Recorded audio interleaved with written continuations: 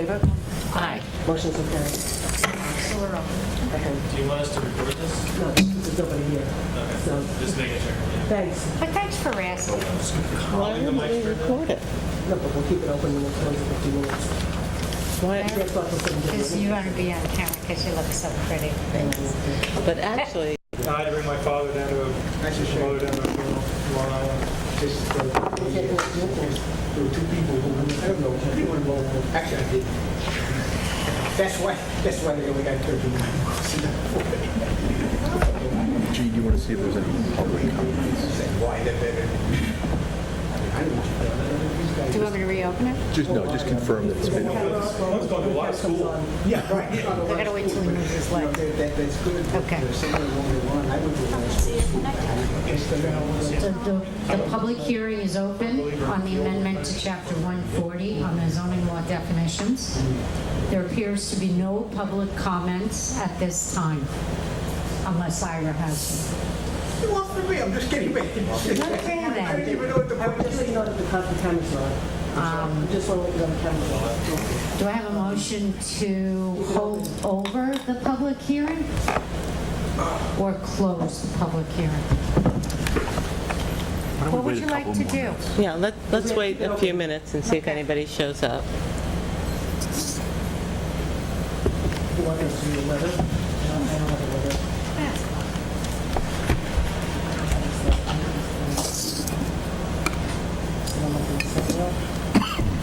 Oh, I did it for my town.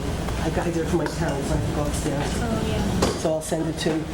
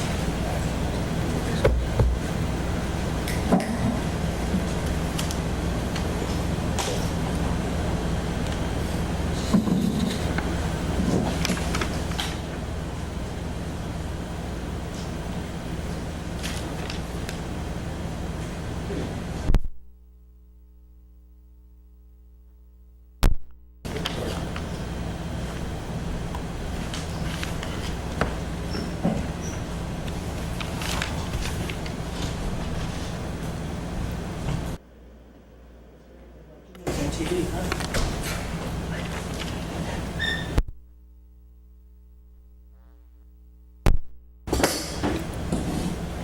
Bill? You have to give it a second if it's a big file.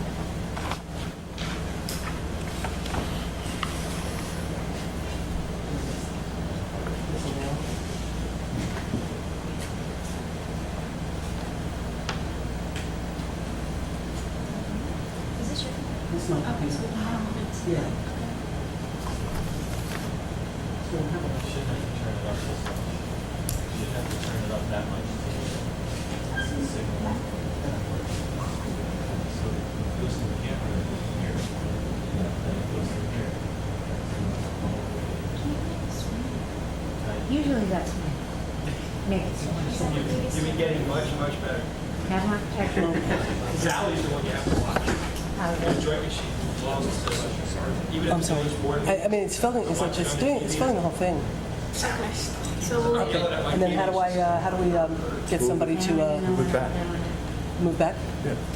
And then how do we Move it get forward, somebody rather. to, Are you trying to make it smaller? no. Move it back if you The want. screen on here is. Probably don't even have to use the screen, just use the wall. Probably. Did they do that the last one? We'll try that.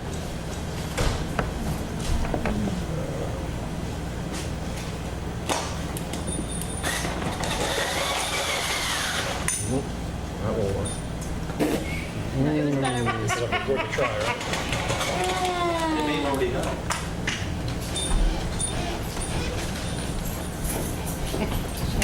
Good?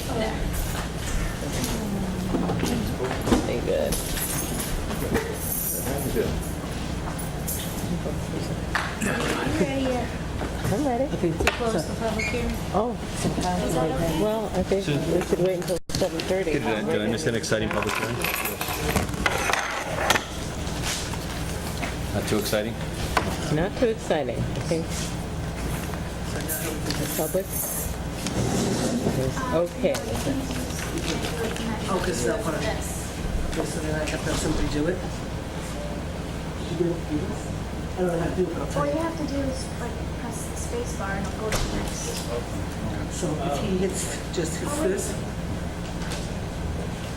No, you have to read it. You just have to scroll down. Just like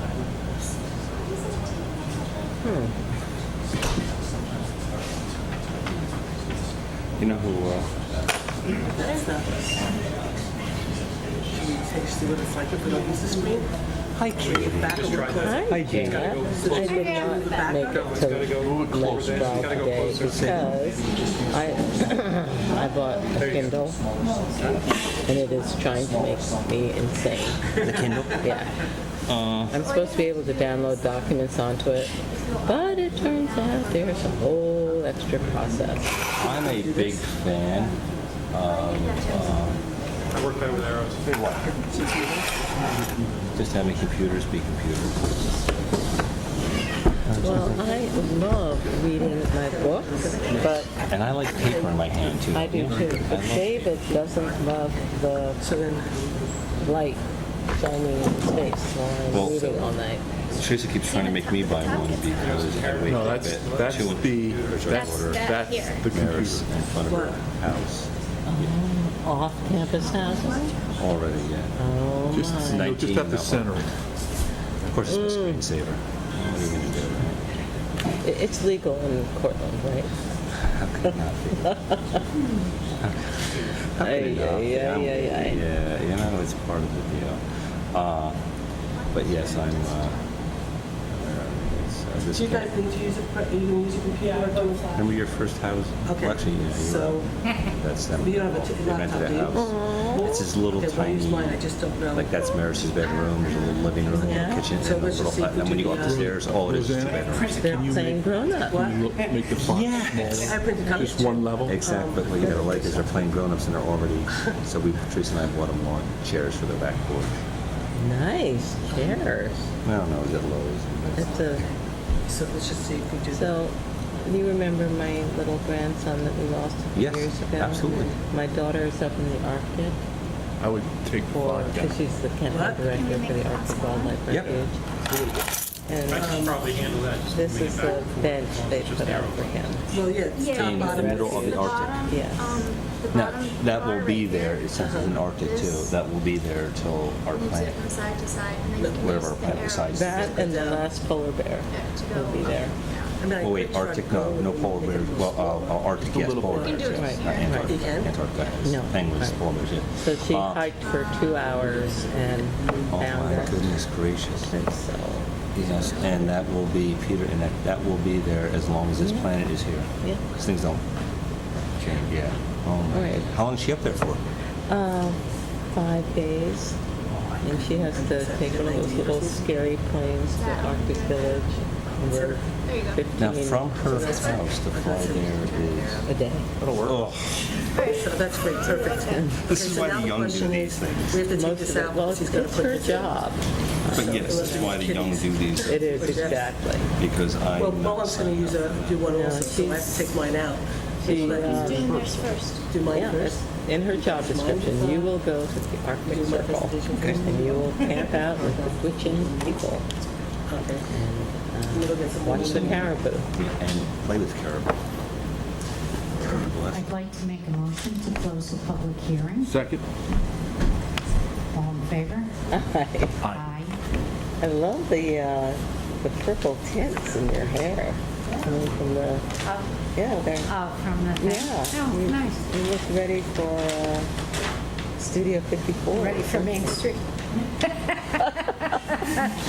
Actually, you are. I am. When you need to plug in, no, when you need to plug in. Okay. Kitty, no, when you need to plug in, just pull this out. Okay. Just pull that out. Is that yours? Yes, but just pull it out. And it works on yours too? It's got to, we both have Dells. I have an HP. I'm sorry, HP. But you got the fancy HP. You do? Yeah. You have a fancy HP. I don't. See, Open the Do I regular. have a motion to open the meeting? So moved. Okay, Jane, keep going. Will everybody please stand for the pledge? Second. All in favor? Yes. Aye. Pledge allegiance to the flag Of the United States of America and to the republic for which it stands, one nation, under God, indivisible, with liberty and justice for all. Okay, what do we got? Okay, so on the agenda, we're going to mix it up a little bit because Kevin thought he was going to be here a little bit late, so he had asked me to hold off doing my presentation on the annual report until he got here. But now that he's here and it's all set up, I'll do mine first, then Mohan can use the computer and do theirs second. What I do need to add on is John Katz, Justice Katz will be coming tonight. He needs to talk to us about a court officer, parking at the court, and signage at the court, with the changes that the village did over at the village parking lot. So John asked for that to be added to the agenda. And I don't know if there's anything else. I think otherwise I think we're okay. Do we want to talk about Lent Drive? We can add that on and do a little bit of an update. Okay. So I'll add that towards the end. Okay, so the motion to accept the agenda is amended. So moved. Do we have a second? Second. All in favor? Aye. Okay, great. Is there anybody here who would like to speak from the public? Nobody? Ira? You'll get a microphone.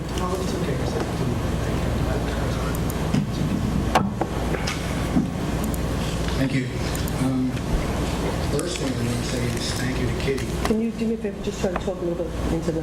Thank Kitty for posting that agenda and all these things up on the website, because now I can speak before. I don't have to sit here and listen to something and get all crazy about it afterwards and not have anything to say. Well, I just want to say, I don't post those things on the website, but I just sent out a blast telling Yeah, no, that's what I meant to say. You sent out the thing, Okay. and I went to the thing. What I wanted to talk about was this letter you received from the foundation, which I thought was very interesting, because basically you asked them if they were going to use the nuclear option, and they kind of observated the answer, but they reminded everybody that they were tax exempt. So it's like a no answer. When I'm reading this thing, and this goes back to my one question I've had about this whole pilot program. The foundation says they're tax exempt. Wilbur Wright claims they're tax exempt. Not Wilbur Wright, excuse me, Goshawk, who sold the properties, claims they're tax exempt. I'm trying to find their status here, because I'm wondering if their so-called tax exemption is similar to what happened with Woodland Pines. They were supposed the company that owned everything was supposed to be tax exempt, but they needed the pilot because the building of retail for-profit places didn't fit under that tax exemption. So I don't know what Goshawk's tax exemption status is. I just know that when I see a big corporation like Goshawk willing to give tax money to people that they want to leech off of, I have to have a suspicion. Just as they did, Woodland Pine, they also say that the seeker shows this, that, and the other thing, that everything they put in the seeker was right and fair, and all their figures are correct, which was the same thing that Woodland Pine said. Turned out that their services were nowhere near as little as what they told everybody. Just as I believe, and I've submitted my documents, that the services, I know from one place, and I also know in talking to the other services, are nowhere near as little as they are claiming. We calculated as much. We know from history that they can't tell us, never having been in New Paltz, what we need and what we don't need. That has to come from experts who have been living here for more than years, which is where the commission got its information, where the ambulance corps got its information. I don't know about the fire department because they didn't want to join in with us in terms of this thing. But I do know, I'm reading this thing, and basically it says, well, if we were right to withdraw, we're going to have to find another way to do it. Well, again, if everything is, all the ducks are in order, and these people are in fact tax exempt, why would they even bother with a statement like that? I mean, the answer is, we'll use our nuclear option and the heck with you. It just seems to me, in reading this letter, that there's an awful lot that's not being said, and leaves a lot for suspicion. Again, we're talking about a major corporation. We're talking about people who spent $2 million to buy this property. Who knows what they're getting for, for renting. It's the same, it's like the college uses their standard line in this letter that they are the economic engine of New Paltz. Well, I don't see it that way. They are the economic engine for the business owners, for the people that own the businesses, but they don't pay a dime more than any individual house owner. But they'll use the bulk of the services. So when they talk about economic engines, as I said at the planning board, what does that mean? It means that a bar owner who right now has enough money to take a vacation in Florida will now have enough money to take a vacation in Hawaii. I mean, where does that help the taxpayer? Where does this benefit the taxpayer? Where does the taxpayer reach a point where it stops subsidizing the college? It's the same thing that goes on with the landlords and their apartments and everything. We all pay one flat rate. And all of us that don't have these exemptions are stuck paying this money. Now, again, like I said, unfortunately, and it's a very morbid way of looking at things. I have diverse since I'll be here when I start building. I just would like to look down, I hope, from where I am and laugh my behind off at all these people who believe this is this tax exempt. Well, I'm not talking. I want to be clear. I'm not talking about the project. I'm talking about the taxpayers having to fund the project when the people have millions, trillions, or how much money, and they can certainly afford to pay their fair share, the same as the businesses can afford to pay their fair share. They just don't want to. Thank you. Thank you, Ira. Thank you, Ira. Would anybody else like to speak? Going once? Twice?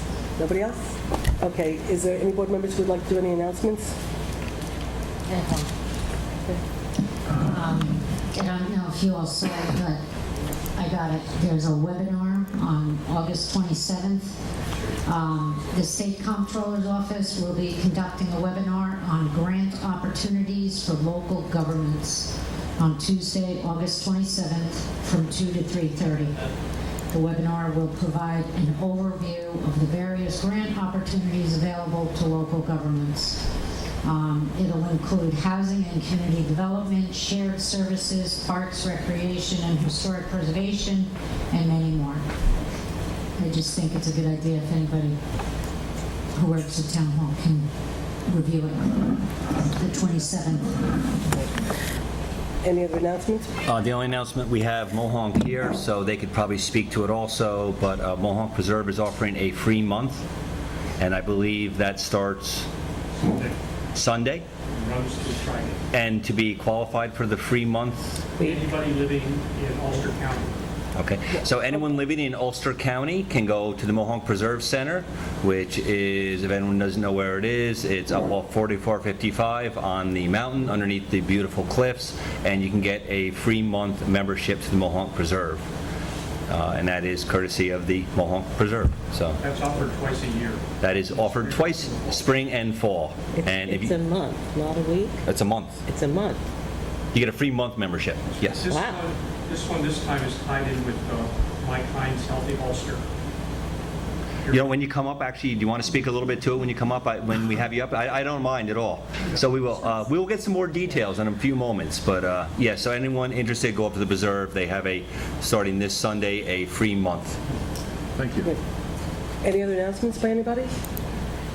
Okay, so what we're going to do is, I have a presentation, might take a little bit of time to go through it. It's a little comprehensive, but in this kind of economic climate, when you have good news to share with the community, share the news. So it has to do with our annual report. I'm going to go over there. I have the presentation on top. Wait, where is it on our agenda? It's where it is. It's over.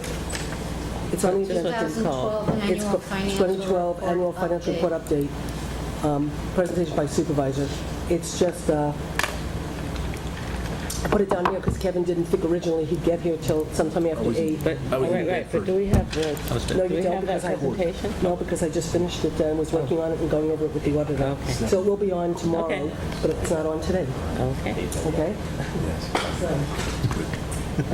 Although I do have copies that you could follow with, so anybody who wants, but it will be up on the screen. That's okay. I'll just Okay, watch it. so it's up on the screen. Okay, and hopefully Chris and I can do this. We're going to cheat. I gotta Two of us are not necessarily the most, I might be good with the budget, but I'm not good with computers. So what this basically is, it's a Town of New Paltz annual report overview, fiscal 2012, where we were, where we're going. And I will just start with, Chris, you can just drop to the next one. There's going to be a lot of numbers that I'm going to be throwing at you, and I'm going to be breaking it down into some detail. What I will tell everybody is every number was vetted by the outside auditor for the town, and she approved every number and said every number in here is right. So I feel very confident sharing this information with you, that it has been vetted, it's been approved, and so this is basically talking about the annual report that just got filed with the state of New York that you're supposed to do every year. What I am going to be doing, though, is taking a little bit of a step back, because we have to put in context what this board had to deal with when we walked in 2011 to get a handle on our town finances. And unless you really understand sort of what we were up against, you won't really understand. It's pretty incredible what we've accomplished in of itself, but against the backdrop, it's even more amazing. So because there's so many numbers, I'll just do the good news to start, and then you can all glaze over when I get into the details. But between the savings of 2012, the increased revenues that we collected in 2012 that were not planned, and the 2013 budget savings that this town board poured forward to the town of New Paltz, the taxpayers received a savings of, in the town-wide aid fund, $1,341,882.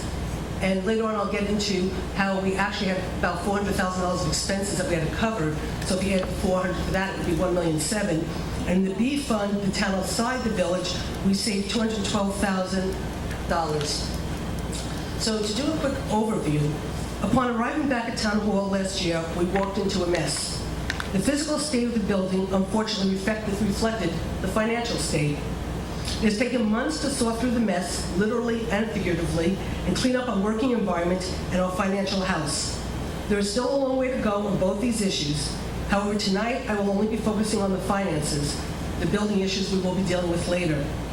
It is critical that the tax money is budgeted and spent wisely. It's your money, not ours. You just elect us and put your confidence in us that we'll do a good job managing your money. My promise as a town supervisor with the existing board was to deliver quality services and reduce the burden to the taxpayers. In order to accomplish this task, we needed to get a handle on the financial state of the town. Now, this is a little bit of the backdrop of what we were up against. When I took office and needed to establish a baseline for our financial conditions, we needed to review the appropriate annual reports as mandated by the state, as well as outside audits also mandated by the state. To our dismay, we discovered that the above financial documents were not available. Early on, it was also brought to my attention by state representatives that revenue from grants had not been pursued without proper paperwork being filed. When doing due diligence, I also found out the federal money reimbursement from FEMA for the Hurricane Irene also had been overlooked. Now, I have to go back just a little bit from when I was here the first time, only because it's a comparison which makes me understand the problems that we're facing. Having experienced an audit as a town during my previous tenure as supervisor, I have a basis for comparison. When the town was audited during my last administration, the controller was here for approximately 2 months. He was able to report in our exit interview that our audit showed one of the best managed towns around, and we received a written report shortly afterwards. In comparison, during the former administration, the New York State Controller was in Town Hall performing the audit for the 2010 budget for over 10 months. It took another year for the Controller to submit the report in writing to the town, which was until September 2012, which means that this board did not have our 2011 financials until a year later, so we were basically working in the dark with the 2012 budget, not understanding what our baseline was and where we were and what we had and what we didn't have. Upon receipt of the report, the following was stated, and this is some comments from the controller's report. And again, I just have to share some of this so you understand what we as a board are up against in terms of trying to get a handle of our finances. The Board of Supervisors have not provided effective financial oversight and budgetary controls. Without complete, accurate, and timely accounting records and reports, the board cannot properly assess the town's financial operations and financial conditions on an ongoing basis.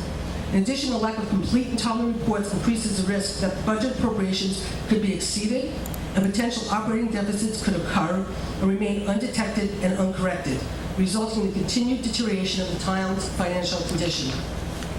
Additionally, the controller reported, town law requires that annually the board must either perform an audit or retain the services of an independent auditor to perform this function. The board did not audit or cause to be audited the supervisor's financial records or the records of the other officials and departments that received money as required. The failure to perform an annual audit hinders the board's ability to maintain accountability for the town's assets, protect those assets from loss, waste, or abuse, achieve fiscal objectives, and to ensure that the town oversees employees follow established policies. So corrective action. This board, from day one, at our organizational meeting, implemented corrective action immediately and unanimously, I will add. So in order to get a handle on the finances, we needed to implement some stringent and prudent fiscal policies. At the organizational meeting for the town board, I requested that the board approve a policy that all expenditures need to be approved by the supervisor. It meant an awful lot of extra work. It takes a lot of time. Every day I'm being brought in vouchers to look at and approve, but it was really, really important, and I'll get into that a little bit more. Past practice was, if it was in the budget, you could spend it.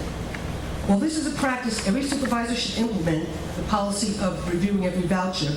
It was critically important for this town board to have every expenditure reviewed and approved, since the 2012 budget never went through a public hearing or was properly vetted by the last town board.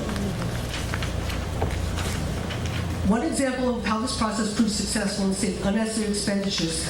Now, I'm going to do an example about the police. It's not picking on the police, it's just the most recent example. But one example of how this process proved successful and saved unnecessary expenditures can be illustrated when the police department requested $1,400 for their website redevelopment by Virtual Towns and Schools, the new web developers hired by the town board to deliver a new website for the town. Upon review, I was able to have the police department, upon review, when I saw the $1,400, it was for Virtual Towns and Schools, I went to my assistant, Carol, and asked her what this was for. She didn't know. We called the chief. Because our website in the past was so bad, the youth center, the police department, they all had their own websites, they all had their own addresses. They wanted to keep their own addresses because they had been established. And we said, that's ridiculous. We're doing a town website. We want everybody to be on the town website. And we figured out that they could do a redirect. They could keep their own URL, the newportspolice.org, whatever it is, and it could be redirected to our site. And we didn't have to spend the $1,400 for them to do what it was that they needed to do. They came in just like every other department head, worked with the web developer, and everything was fine. We ripped up the vouchers, saved $1,400. Without that kind of oversight, that voucher would have just gotten approved, got put in, and then it might have gotten picked up by the board when they were doing their audit, but that's probably after the money was spent. So this kind of oversight, really, really does make a difference. And this board also really does, when they get the vouchers, they also really ask questions. You just don't rubber stamp. We also went through files to see what revenues were not collected and recreated all the necessary documentation needed for reimbursement. Department heads were asked to review their budgets and only request what was truly needed to run their departments until we got a handle on the budget and the fiscal integrity of the town. Despite the fact that all union contracts were expired and long overdue for negotiations, we also put that on hold until we could get a handle on the town's finances. And this board felt that we couldn't negotiate in good faith with the unions if we had no clue what kind of money we had in the bank. Fortunately for us, all the unions understood and they worked with us, and it was really great. During the year, the town was socked with unanticipated expenses and non-budgeted expenses.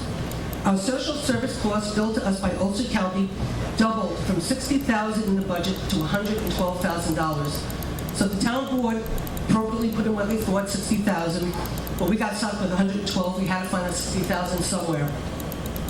State retirement also, the town board had done for the 2012 budget. They had estimated to the best of their ability of what the state told them. They estimated their state retirement to be at $285,000, But when we got the bill towards the end of the year, the bill was $467,000. The police retirement was budgeted at $450,000, but the bill from the state was $605,000. That was an increase of close to $400,000 in expenses that this board had to find the money to cover. Understand that $400,000 was not planned, and we had to find that money someplace. Oh, Chris, you're not, oh, he's ahead of me. What? Finish that. Okay.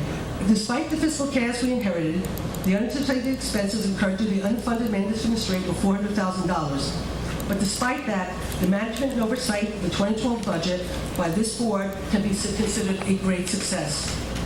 So let's go back again to the top line. In the A fund, when you look at the money that we saved, the revenues we increased, and the budget that we delivered in 2013, which we reduced, and I'll get into that detail, we saved about $1.4 million in the town-wide, the A fund, and if you add that $400,000 that I just talked about, it would have been $1.7 million, and $212,000 in the B fund, which is a town outside the village. Okay, now just to break it down a little bit, deliverables. The 2012 budget in the A fund, the townwide fund, we saved $560,000, over $500,000 in expenses when we managed the 2012 budget. So there was $600,000 that could have been spent that this town board did not spend. We also increased revenues by $117,000. That means $117,000 that was not estimated, we were able to go back, find that it hadn't been collected, do the paperwork, and get the money in, so we got money that this town deserved, $117,000. The savings realized and the increased revenues collected increased the town fund balance by $676,000. That's a staggering amount of money. And that goes into the budget to help us next year when we do our budgets and we are faced with all sorts of increases from the states and other things to help us try to keep taxes down. We were also successful with the B fund, which is a town outside the village. Spending there was reduced by $147,000, and we increased the B fund balance by $38,000. In the town highway line, this is a little bit more difficult because our building grounds superintendent left, thank you. Is that what you're trying to tell me, Kevin? Okay. Our building and grounds department head left in the middle of the year. We made changes. Chris Marks, our highway superintendent, took over a lot of the work, and so we made a lot of switches and moves. So you'll see some increases that were not Chris's fault. It was the town board's, decision to make some moves and allocations, which at the end of the day still saved us money. In the town highway line, which is Chris and some other things for the town as a whole, we saved $28,200, and we also increased the fund balance $50,000. Thank you. The town outside the village highway line was overspent by $33,000, but because we brought in more revenues than was planned, and that has to do with the FEMA money that was not collected in the last administration, we were able to recoup in this administration, we only had a net loss of $14,000. And as I said, a lot of this has to do with the change in personnel. So to just break down real quick, in the 2012 budget summary, we had a $400,000 additional mandated expenses that this board had to find a way to cover that money. It wasn't in the budget.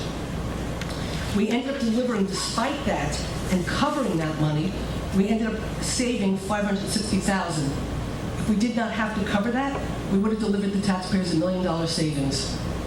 But we increased revenues by $117,000. The fund balance was increased by $350,000 when you do all the math.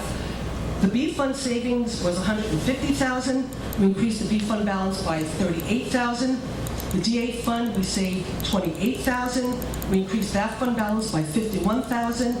And the DB fund was decreased by $14,000 because we overspent that line a little bit, but because of the extra revenue, it offset it. So just to go now into, that's how we did for 2012. So I think this board has done an exceptional job working together to basically watch every penny, spend your money wisely, and I think we did an incredible job delivering a budget that under really, really, really difficult circumstances, being that for the first 10 months we didn't have a clue what our baseline was at all. Just to look at 2013 versus 2012, because this board also delivered incredible savings to the taxpayer, because we reduced spending. pretty incredibly. So if you look at the A fund, what in the 2012 budget was $8.6 million. This board delivered a budget at $7.9 million of a savings of $730,000, and we did not cut services. The B fund was budgeted, that's the town outside the village, $622,000. We brought in a budget this year of $463,000, a savings to the taxpayers of $158,000. The DA fund, which is a town highway, in 2012, it was $381,000. We did a budget of $495,000, and part of that, in the DB fund, which was $1.2 million, and we did $1.4, part of that was correcting in the past that there were highway funds that were in the A fund that should have been reflected in the DA fund because there were highway expenses, and so to comply with the controller, we had to make some moves and some changes, but we were still able to really save money. The next page, which just shows the use of the fund balance. Why I'm showing this, because when I get to the next page to show you how this board reduced taxes in 2013, the fund balance, which is your money that's in the bank, that's the money we tax, that you're taxed with, and it's there in case of an emergency. What happens is boards use that fund balance to offset the amount they raise in taxes. So if we use more fund balance than last year, and we reduce taxes, one could say, well, that's because you used more money from the piggy bank. What you will see is that what this board did is, if you look, the A fund appropriated fund balance in 2012 was $325,000. In 2013, this board appropriated $204,000. We used $100,000 less from the piggy bank. The B fund was $108,000 in 2012. This board appropriated $37,500. Significant difference. The DA fund in the past 2012 was $22,700. This year we appropriated $10,000. And last year, the DB fund took $101,000 out of the fund balance, and we took $50,000. So if you turn to now, what you'll see is in the 2013 budget, what was saved in terms of taxes. You can look at the numbers, and in terms of what we reduced from the budget, there was a $551,000 savings in the funds in the A fund in the amount we raised in taxes, $177,000 in the B fund that we saved in the amount we raised in taxes. We spent $127 more in the DA fund and $145 more in the DB fund, and that was because, like I said, we were correcting some inequities. But regardless of what we did to correct the inequities, the net balance was we saved $423,500 of your money that we did not tax you, so to put it in a fund balance or just waste, and $31,000 from the B fund that we also saved. So a quick summary of the 2012 annual report and 2013 looking forward. We saved $587,000 in the A fund, $132,000 in the B fund. We increased revenues in the A fund by $145,000, and we increased revenues in the B fund by $56,000. The A fund budget for 2013, we saved $607,000, and in the 2013 B fund, we saved $42,000. So all in all, I think that this town board did a remarkable job managing the 2012 budget despite some incredible difficulties that we were facing. And I'd like to thank every member of the board for being so diligent in helping to manage this budget. And with that, this was filed with the state, our annual report, and this will be on the website tomorrow. So thank you. Wow, very good. Excellent. We did a good job. You done good. So with that, I guess now what we'll do is we'll ask Mohonk Preserve to come up. I'll do just a quick little background before you guys come up. At the beginning of last year, when Open Space Institute, need what? Do we need the slide? No, well, they're going to need it. So You actually, do need the slide? they're going to need to Okay. take out the thing. Okay, so they'll do that while I did the little preamble. Okay. At the beginning of last year, when the Open Space Institute started to come into the town a little bit more and do a little bit more work and look to buy, to preserve a little bit more land, Councilman Barry had asked for a meeting with Open Space and Mohonk Preserve and myself to sort of talk about how we could work a little bit more cooperatively. Like Ira just spoke, Ira talked about the impact on this town with property off the tax rolls, the pressure on the people who are left paying the taxes. And so Councilman Barry wanted to find a way to see if there were things that we could do as a town board, working together with Open Space to bring some community benefit to the community. And in that conversation, bike lanes became a very, very big part of the conversation. So as a follow-up, there were some meetings that were established with Mohonk Preserve, with Open Space, with the Bike Ped Committee that we asked to come because they are the experts in this community when it comes to bicycle paths. And you know, we had a couple of planning meetings. And there is a plan for 3 phases to do some bike lanes to get Newport's much more bike-friendly. There's a first phase, which we're going to talk about tonight. There's down the road a second phase getting over from the first phase over to the mountains, going over to Butterville Road. And then the third phase is getting down to the fairgrounds, to the pool and whatever. But we're at a point right now where Open Space did a lot of the background, a lot of negotiating with, you know, the landowner, with Open Space and whatever. And they're here tonight to talk to us about this first phase of a bike lane, and then to ask us to accept a resolution to apply for a Greenway planning grant so we can actually do the planning of this bike lane and get this going, and then we'll work together cooperatively with them, and then hopefully we can start working on more and more bike lanes and make Newport more bike friendly, which seems to be something a lot of people care about in this community.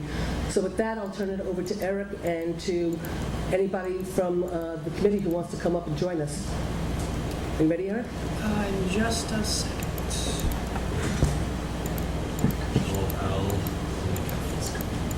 Does anybody want to speak first? Well, he's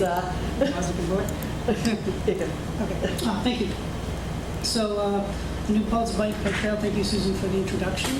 And I'll just jump right in. So why do we want to do this trail? It will enhance recreation, improve safety, and promote business. Looking at bicycle and pedestrian access for users west of the Wallkill River, starting roughly from the bridge. I'll get to the specifics about where in a moment. And the idea is that the trail would end near the Wallkill Valley Farm Market, so visitors can, townspeople and visitors, if I put it too close, it starts to feedback.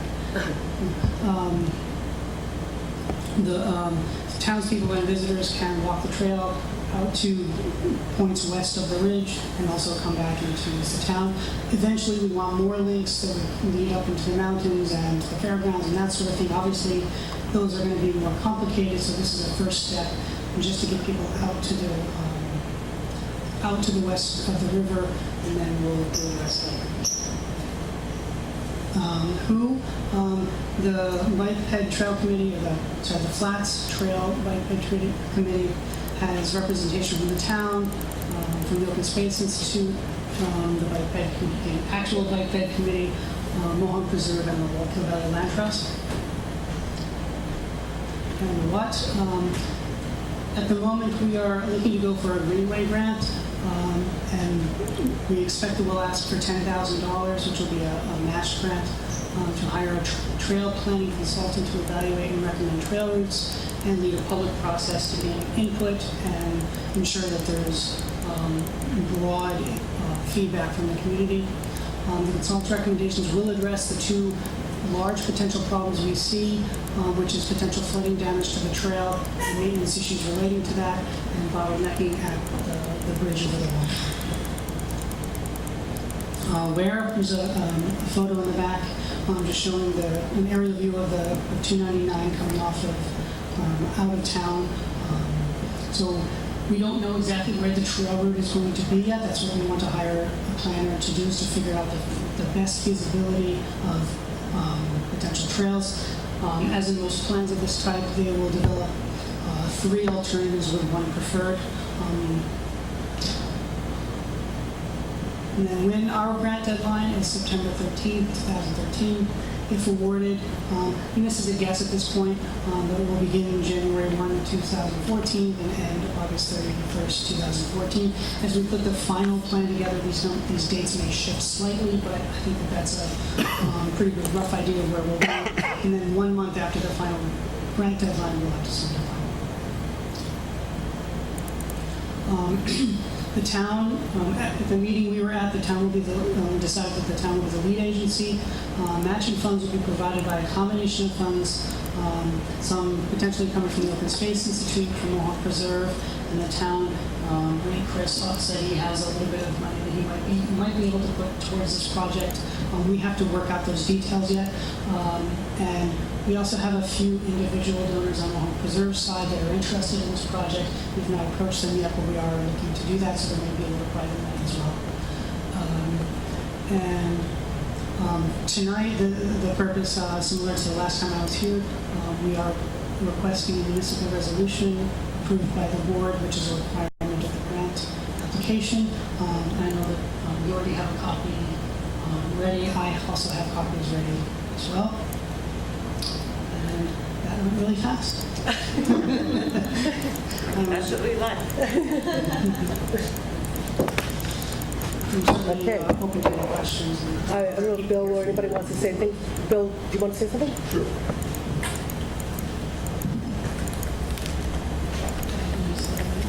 No, where am I best? Am I standing? Wherever you want.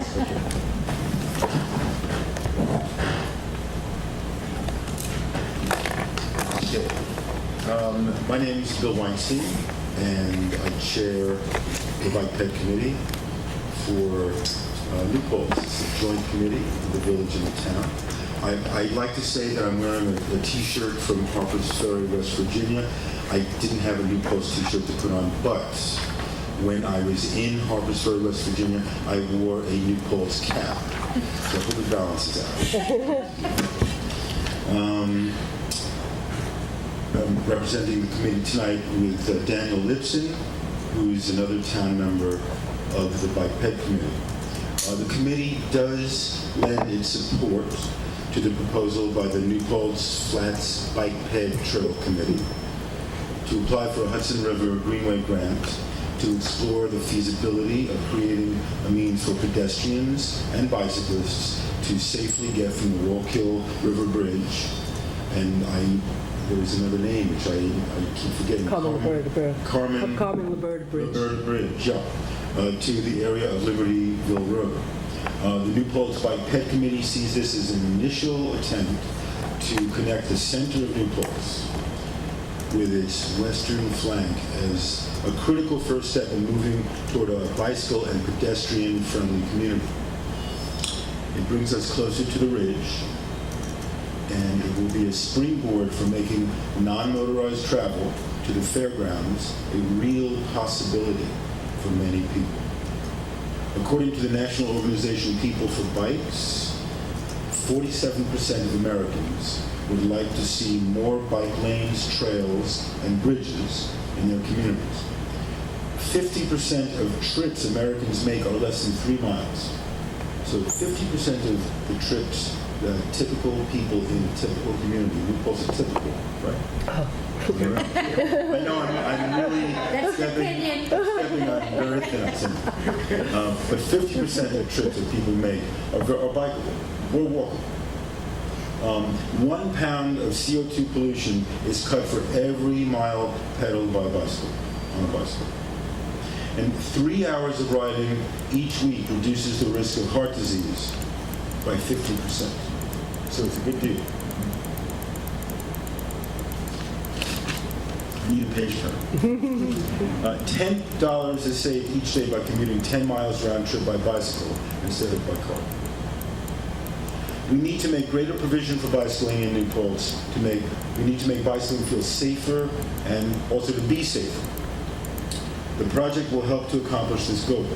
The project is consistent with the 2006 Transportation and Land Use Study, which observed that, quote, provision of bicycle and pedestrian facilities is a quality of life and mobility issue. Construction and maintenance of bicycling and walking facilities will enhance health, increase transportation choice, promote tourism, and create quality neighborhood environments. The proposed project thus works to achieve long-term New Paltz planning goals. The proposal is a big proposal. It's a proposal with vision. It's merely a first step, though, but it's an important first step. The New Paltz Bicycle and Pedestrian Committee urges the town board to throw its support behind the efforts of the New Paltz Flats Bike Ped Committee in its application, or maybe that's the Bike Ped Trail Committee. I'm still a little But we can still change the name. We talked about it for a while yesterday, and it might not be the best name. Okay, well, it's been changed. We're behind the efforts of the committee in its application for planning money to make this amenity a reality for our community, and I do thank you very much. Thank you. Thank you. Is there anybody else from the committee, the Wacom Valley Land Trust, anybody else? Do you want to say something?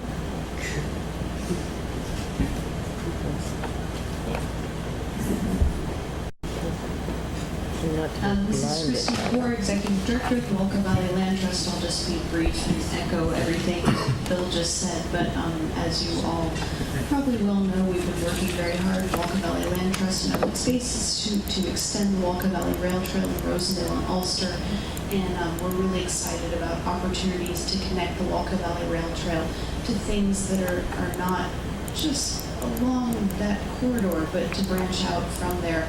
The Wacom Valley Rail Trail is a very valuable commodity that we have there. As a Florida born and raised resident, first thing I did when I moved here 9 years ago is I jumped on the rail trail to be able to connect that to other things. This is the first step into bringing the rail trail into this other beautiful amenity we have, which is the farm market and eventually the gunks, the fairgrounds, the pool. This is greatly needed, and we're really in great support at the Land Trust for this grant and to looking at how to do some safe trail connections. This is the first step for that, so we're really behind this grant, and we really hope to look forward to more of these connections. So, thank you. I move that the town board support the application of the New Paltz Flats Bike Ped Committee's application for a Greenway grant. Do I have a second? Second. Okay, Kitty, before you make a comment. Yes. We discussed yesterday at the meeting about you voting or not voting, so we had a question for you. Yes. Do you recuse yourself here and there, or do you have to choose one place to recuse yourself? I'm glad you asked.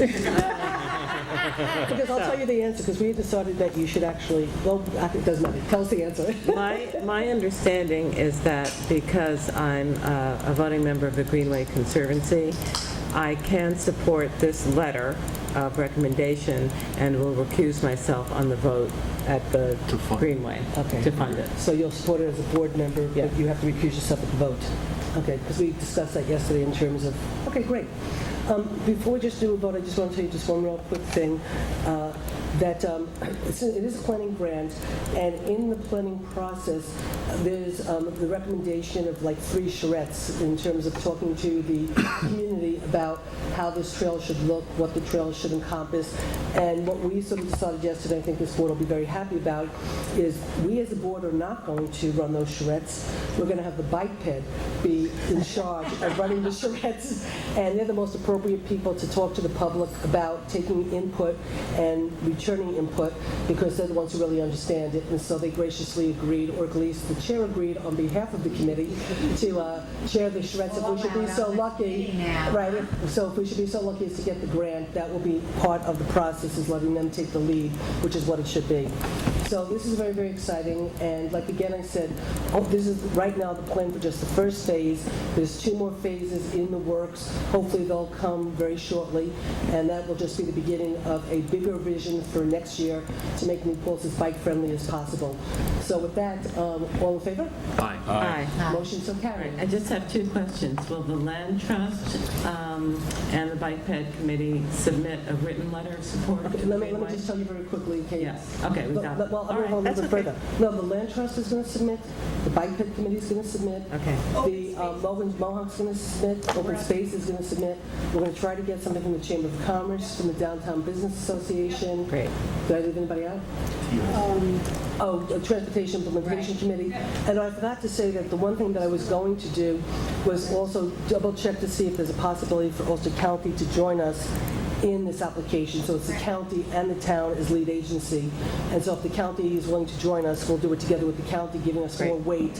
And also just one of the quick other point is that Eric through Mohawk Preserve, they're graciously giving their time to basically put the grant together for us. So they'll be the ones that, Eric's going to be working on it. We already have a meeting scheduled for September 1st? September 5th. first day of Rosh Hashanah, to basically approve this, then bring it back to the board, for the board to have it on their meeting to adopt and get in. Okay? So, thank you. Thank you, Great. thank you. Thank you. Yeah, Okay. we are Thank you very a much. very Thank lucky you. community. We really are. Okay. So, why don't we do electric car charging station grant, I guess, next. Thank you, guys. Thank you very, very much. This is exciting, and we're on our way. So what do we have to do for this? Adopt this resolution, Right. if we support it. Yep. Bill, Now, thank you very much. this is a, did I understand this? This is a matching?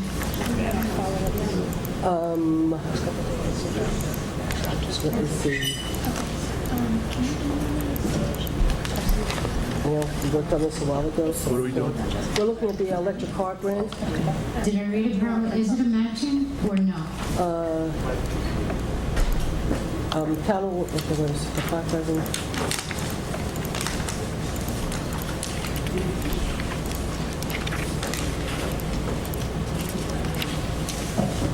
Well, actually, what don't we supposed to, it's not a matching, it's just applying for the grant. We were supposed to, George was going to get us language, right? If I remember correctly, we actually had to adopt a zoning change to allow this, and then we'd be able to apply for the grant.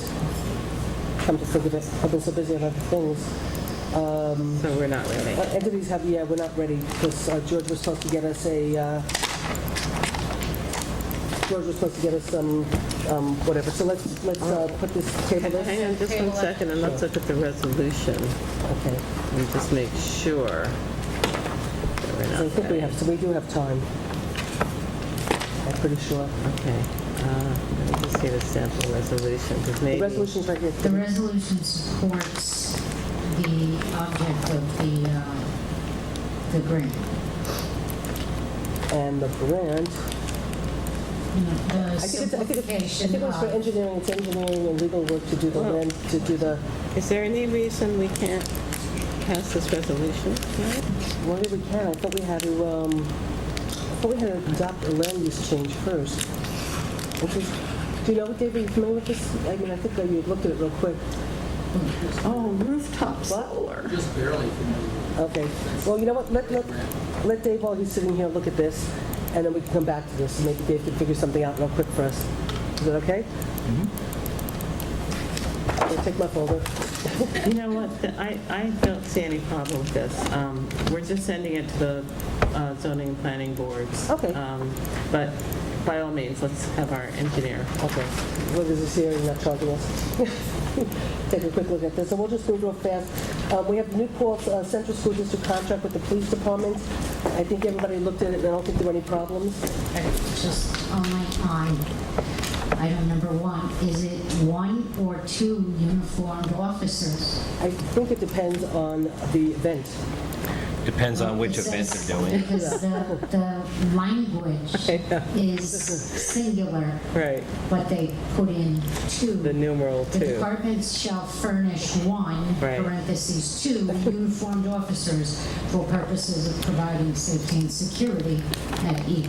What ends up happening is Jeff, can you look And up just a what minute? ends up happening is frequently at, say, a basketball game, you may get one officer. At a football game, you'll frequently get 2 officers. Whatever they use, we send them the bill for. Depends on what the attendance Right, is. but It depends, right. This is just a bad typo. They say 1 and then the numeral 2, 2. right. So it should say 1 with a 1 or 2 with a 2. With plural language. Yeah. The language is singular. Right. And then there should be I a see what you're saying, parens S after officer, in case it's 2. Okay, so you're looking at which page, where are you looking, Kitty? It's right on the first page. Okay, and- okay, so. we're gonna change We've this to- never had a billing, the good news is we've never had a billing issue with the district. So whatever, you're absolutely right. The billing, Yeah. the whole process, it sounds like everybody has it Yeah. down pat. Right, It all so it sounded. should be 1 with the 1, Right. then the written out 2, and then there should be an S and parens after officers. But it says we'll furnish 1 uniformed officer, I don't see where the 2 is. You just crossed it out. Oh, mine, I say, okay. one, and then add Should be in, 1 with the numeral 1. Right. Or 2 with the numeral 2. okay. Why can't And you say then- 1 or 2 officers, Okay. define that as Right. officer? Well, actually, the truth is, I don't know why we're even doing that, because they had some really big events and felt they needed Could be 4. more. If they're paying for it, it doesn't matter. So, I mean, maybe we should just, the department shall furnish, One or more. whatever, or... One or more. One or more One or officer. more Right. officers. Right. And then That's define perfect. that as officer. Okay, so And then you one, won't have to change everything to plural. okay, so one or more officer for the purposes of providing safety. Yeah, but you Okay. know what, everything in here is singular, so... So they- define what you just said. Yeah, one or in more parentheses officer. as officer. Right. One or more uniform officer. Officers, Okay. Well, paren, parentheses S, right? paren, quote, officer, end quote, end paren. Karen, You know just make what? the corrections, the Let's legal just send corrections. Can we give this to an attorney? Yeah. Okay, so just make, here's actually a clean copy if you want a clean copy. Officers. Okay, so just make a clean copy. So while Kevin makes that copy, do I have a motion to adopt I this as have a amended? motion, I'll make a motion to enter into the intermunicipal agreement for police security services with the New Paltz Central School District. Second. Okay, any discussion? All in favor? Aye. Motion so carried. Okay, so Rosanna, will we get, I'll get this back to the school district, do you do account? We'll go over that. Okay. After my closing on the, our closing. Yes. Okay, so now next, we'll do the foundation letter. So, Ira spoke about it during public input. At a board meeting, 2 meetings ago, I think, the town board had written a letter to the foundation asking them to please clarify if there should be issues with the pilot, if they would basically pull the project and just go through a tax exempt process and not come through the town zoning or ask for a pilot. And so we wrote a letter, we read it at the board meeting. So what I will do is, I'm not going to read the letter that we wrote to them. I'll just read out loud for the record the letter that they responded. So August 14, 2013, but I would like to thank the foundation because they did, we asked for them to get back to us on the 15th and they did get to us on the 14th. So I would like to thank them for taking our concerns seriously and, addressing the board. So I just want to acknowledge that. I write on behalf of Patrick Doolin Foundation Chair, who's actually like you read it, Kitty. Would you like to read it since you were the one who? Go ahead. I'll let you have the honor. Okay. It's addressed to the New Paltz Town Board. I write on behalf of Patrick Doolin, Foundation Chair, who is unavailable to respond this week to your letter of July 29th.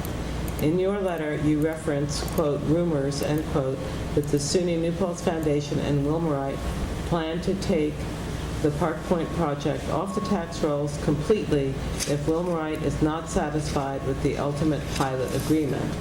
Although it is in no one's best interest to respond to rumors, we welcome the opportunity to address certain issues regarding this project.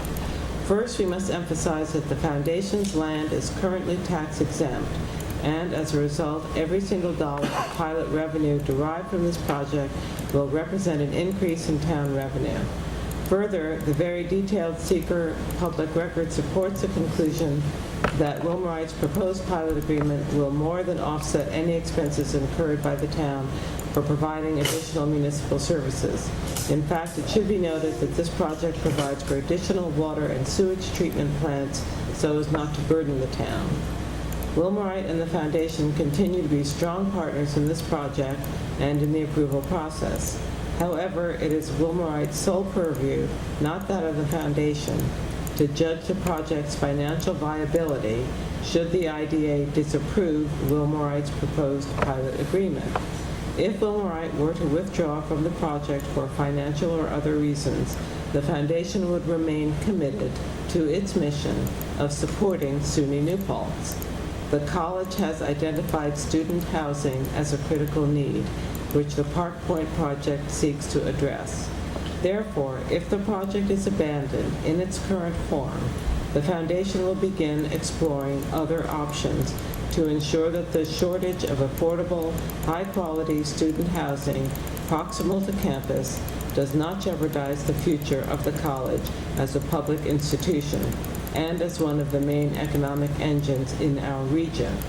The foundation cannot rule out any financially viable options that might enable the college to meet this critical need. Wilmerite's withdrawal from the project would be a substantial setback for the project. Fortunately, Wilmerite has given no indications that it plans to withdraw, and we continue working diligently with Wilmerite to complete the approval process. In fact, we remain positive that this project, as proposed, will result in a win-win for the town, the college and its students, and Wilmerite. Respectfully, David A. Dorsky, Chair of the Real Estate Committee of the SUNY New Paltz Foundation,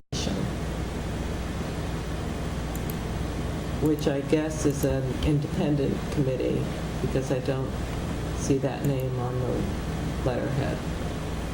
So that must be a separate committee. Who is Shannon Roddy?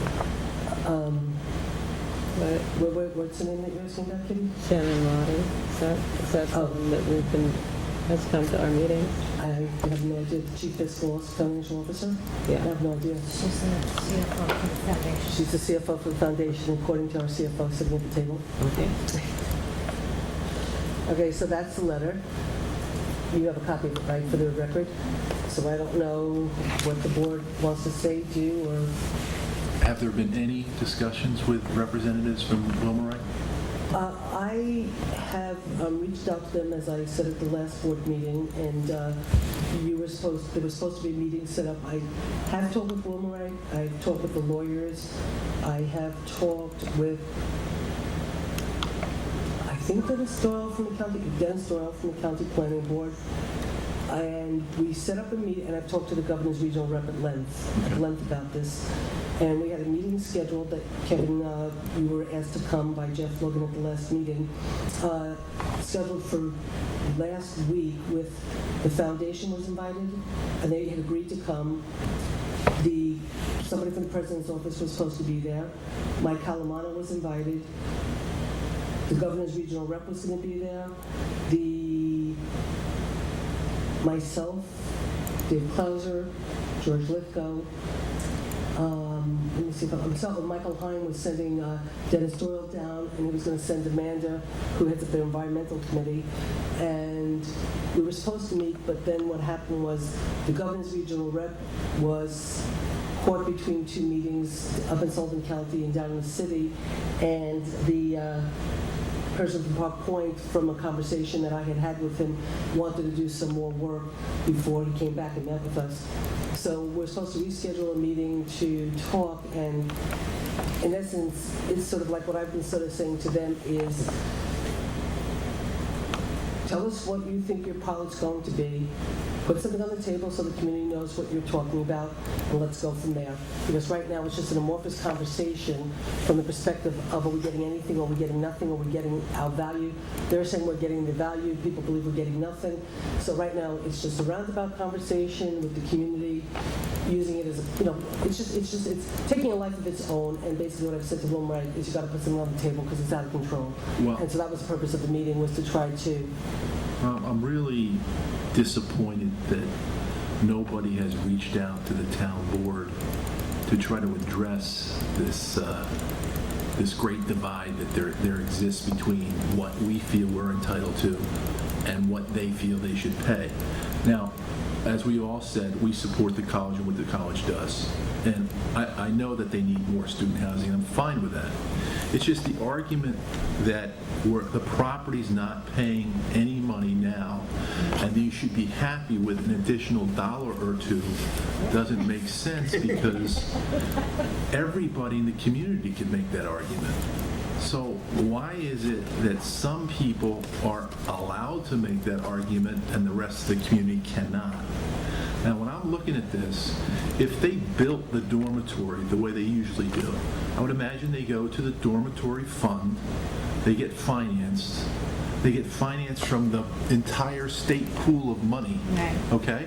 And so the entire state pool of money is used to finance the construction. I would imagine the college then pays back the loan, right? But all the other money probably stays local.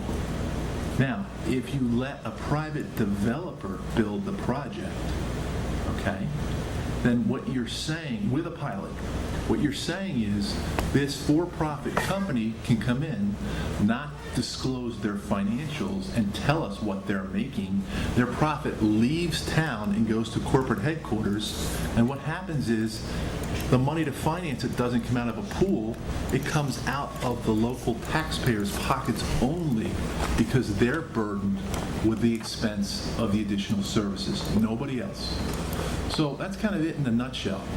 And I would really hope, for everybody's sake, that Wilmerite steps up to the plate pretty quickly, because I think things will deteriorate very quickly unless there's some really frank discussion about what is going to happen. And offering 50 cents on the dollar doesn't do it. And that's just the way I feel. Well, I can say that I've made that pretty clear to them, that if they don't get to the table with an offer pretty soon, basically I've said to them, they're somewhat blunt in this community, and that, they don't, it's pretty obvious how the community's feeling right now, what's going on in the debate in the public. And so they've either got to, put something on the table and come talk and show us what they're talking about. Well, what disturbs me, though, is that this is a decision made at the county level. So if you have county connections, you get the green card, the go-ahead, at our expense. And that's a problem for me.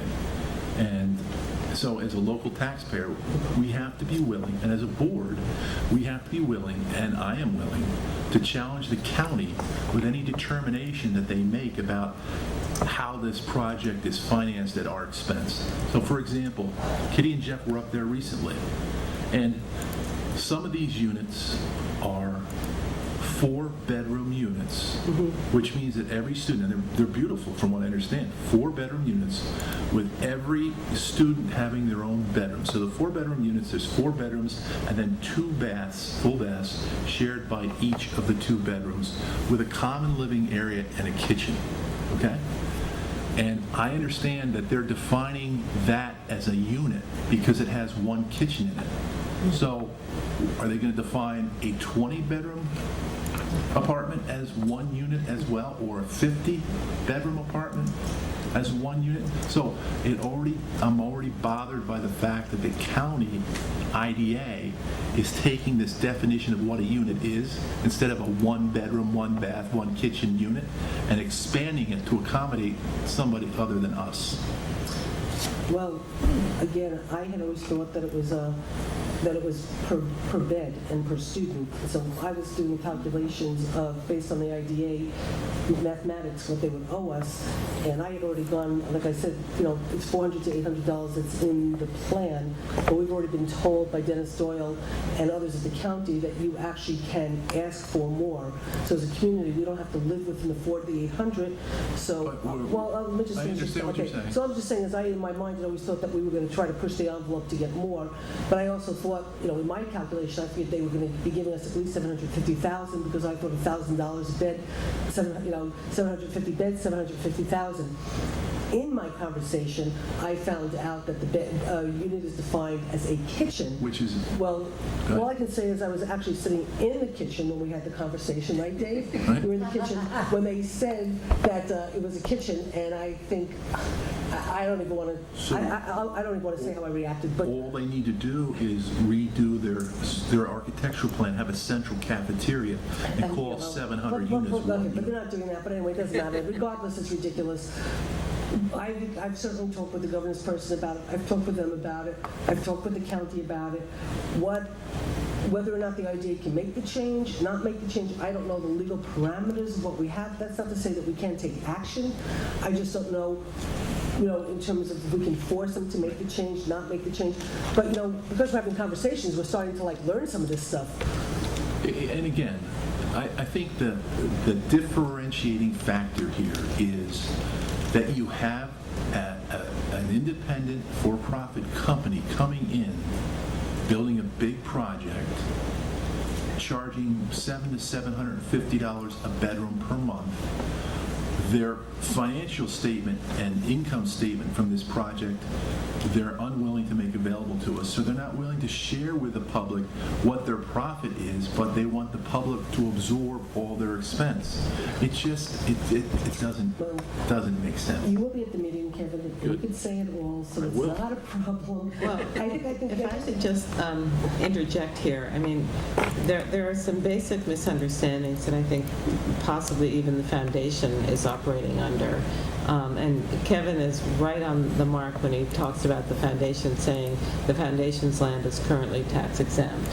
And currently, the foundation's land costs us nothing, right? We provide no services to that 42 acres of abandoned farmland. It was a working farm until it was sold to Goshawk, and if it had been sold directly to Wilmerite without going through the nonprofit foundation, under county ag rules, the developers would have had to pay a significant rollback on that, which perhaps the SUNY New Paltz Foundation isn't aware of how much revenue that cost the town. But ultimately, I think the big picture that the foundation is missing is that we are seeing tuition increase, we're seeing room and board increase, we're seeing it take 5 to 6 years for students to get through our university system. Correct me if I'm wrong, our cameraman back there. And why is this true? Because the state doesn't have enough revenue to operate its university system. Why not? Because the state grants tax exemptions to billion-dollar corporations. And the irony, just the inherent flaw in that model is what is a far greater threat to the survival of SUNY New Paltz than this one project. The fact that across the state of New York, tax exemptions are given in our university towns to the very corporations that should be subsidizing public education. So I think that perhaps the foundation and the taxpayers of New Paltz and the state of New York have much more of a shared interest than I think the foundation may be seeing right now. I don't know what kind of revenue will come back to the foundation to be distributed to the college, because as you say, we're not privy to those financials. But the county must have some kind of financial pro forma in order to grant an IDA. They must have a projected balance sheet, because it just can't be possible that they would approve a project without seeing some sort of financial rationale for making this kind of investment. So I would hope that the county would share that with us. My sense from our meeting with the IDA last week is that they were very glad to hear from the town. And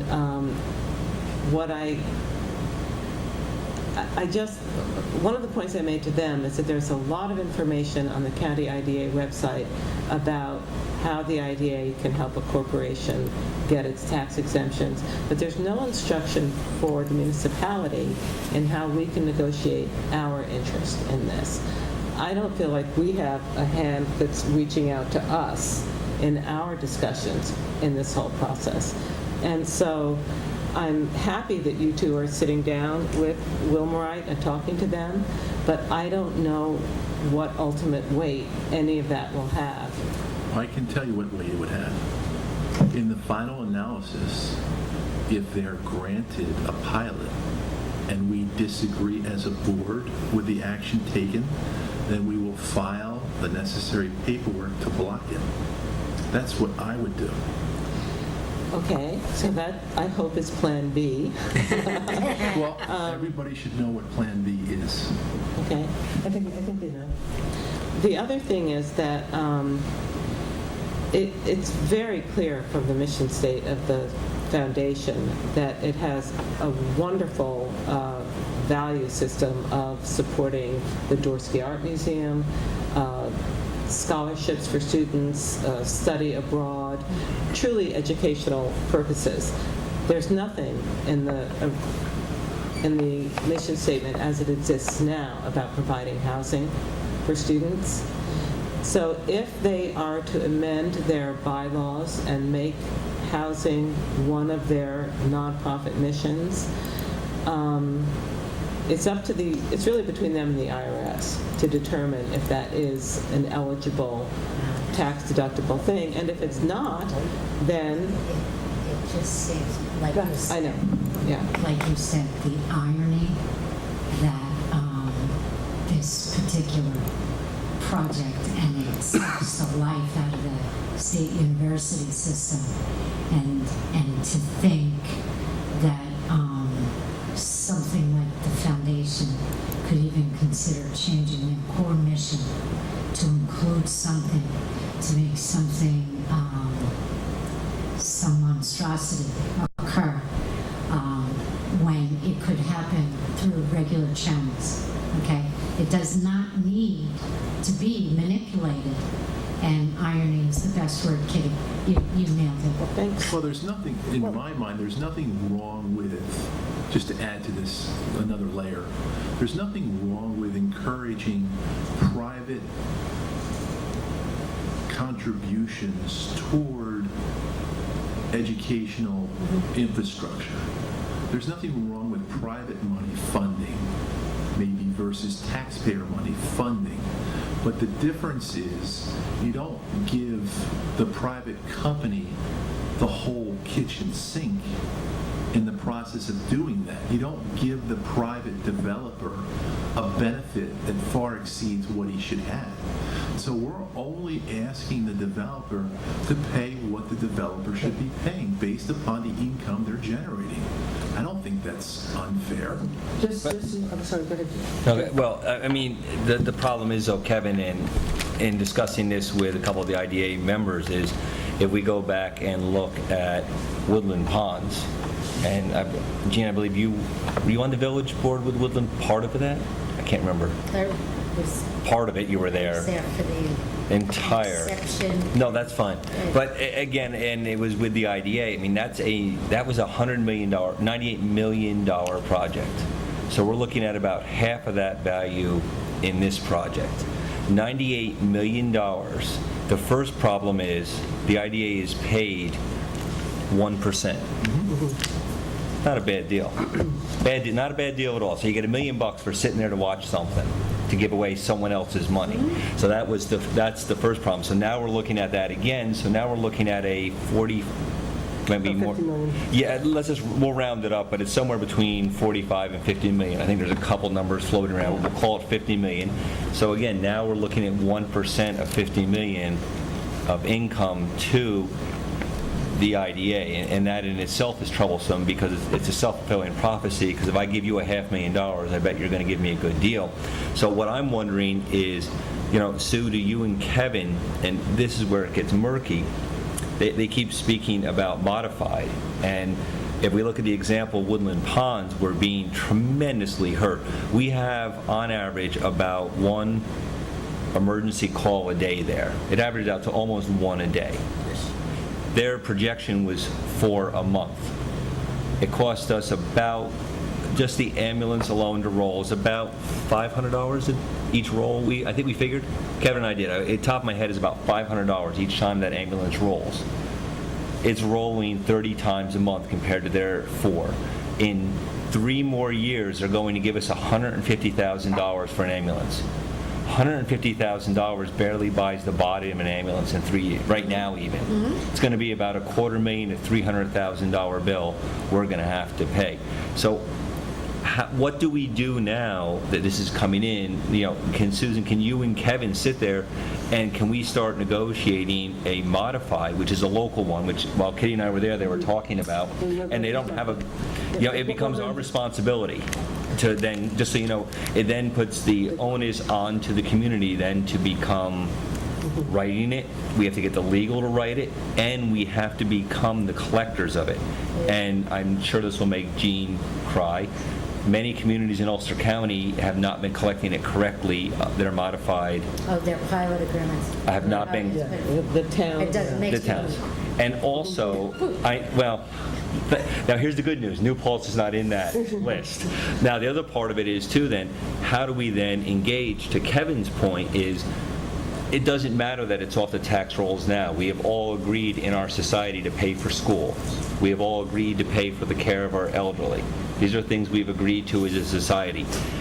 How do we get, and I'm not expecting an answer, Kevin or Sue, but how do we get the school board to come to the table? And then my only other statement on that is I encourage anyone out there to please go to next Wednesday's school board meeting and make yourself heard.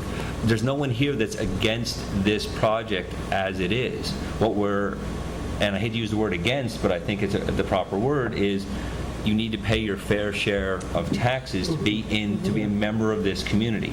So I asked a lot of questions there, but What you could do, and this is just an idea, if you wanted to try to structure an equivalent payment which would benefit the community, then what you would do is you would find out from the school what their construction plans are and tie that in.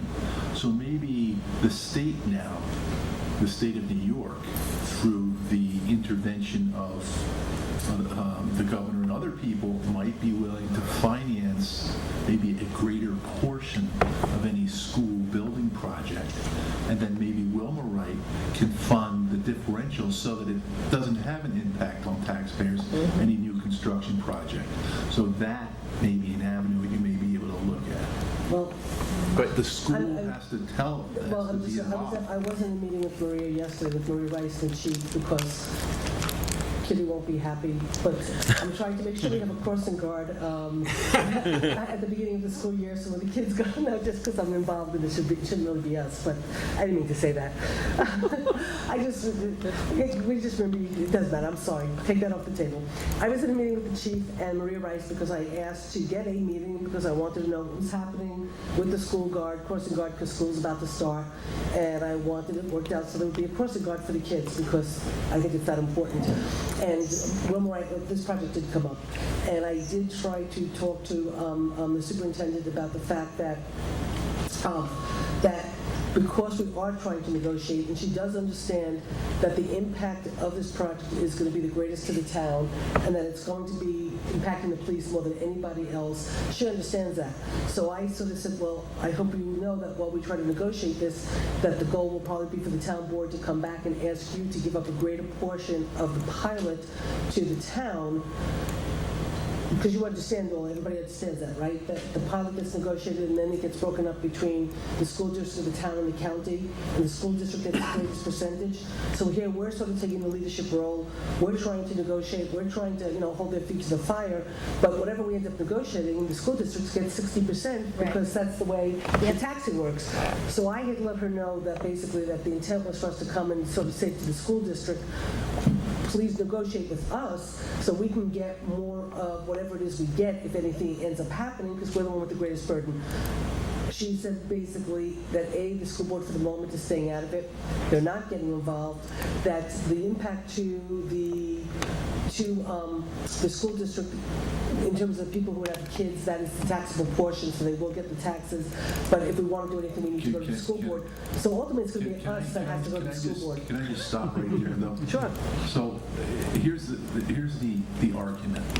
The argument is that because there are no school children in the building that's being built by Wilmer-Wright, there's no impact on the school.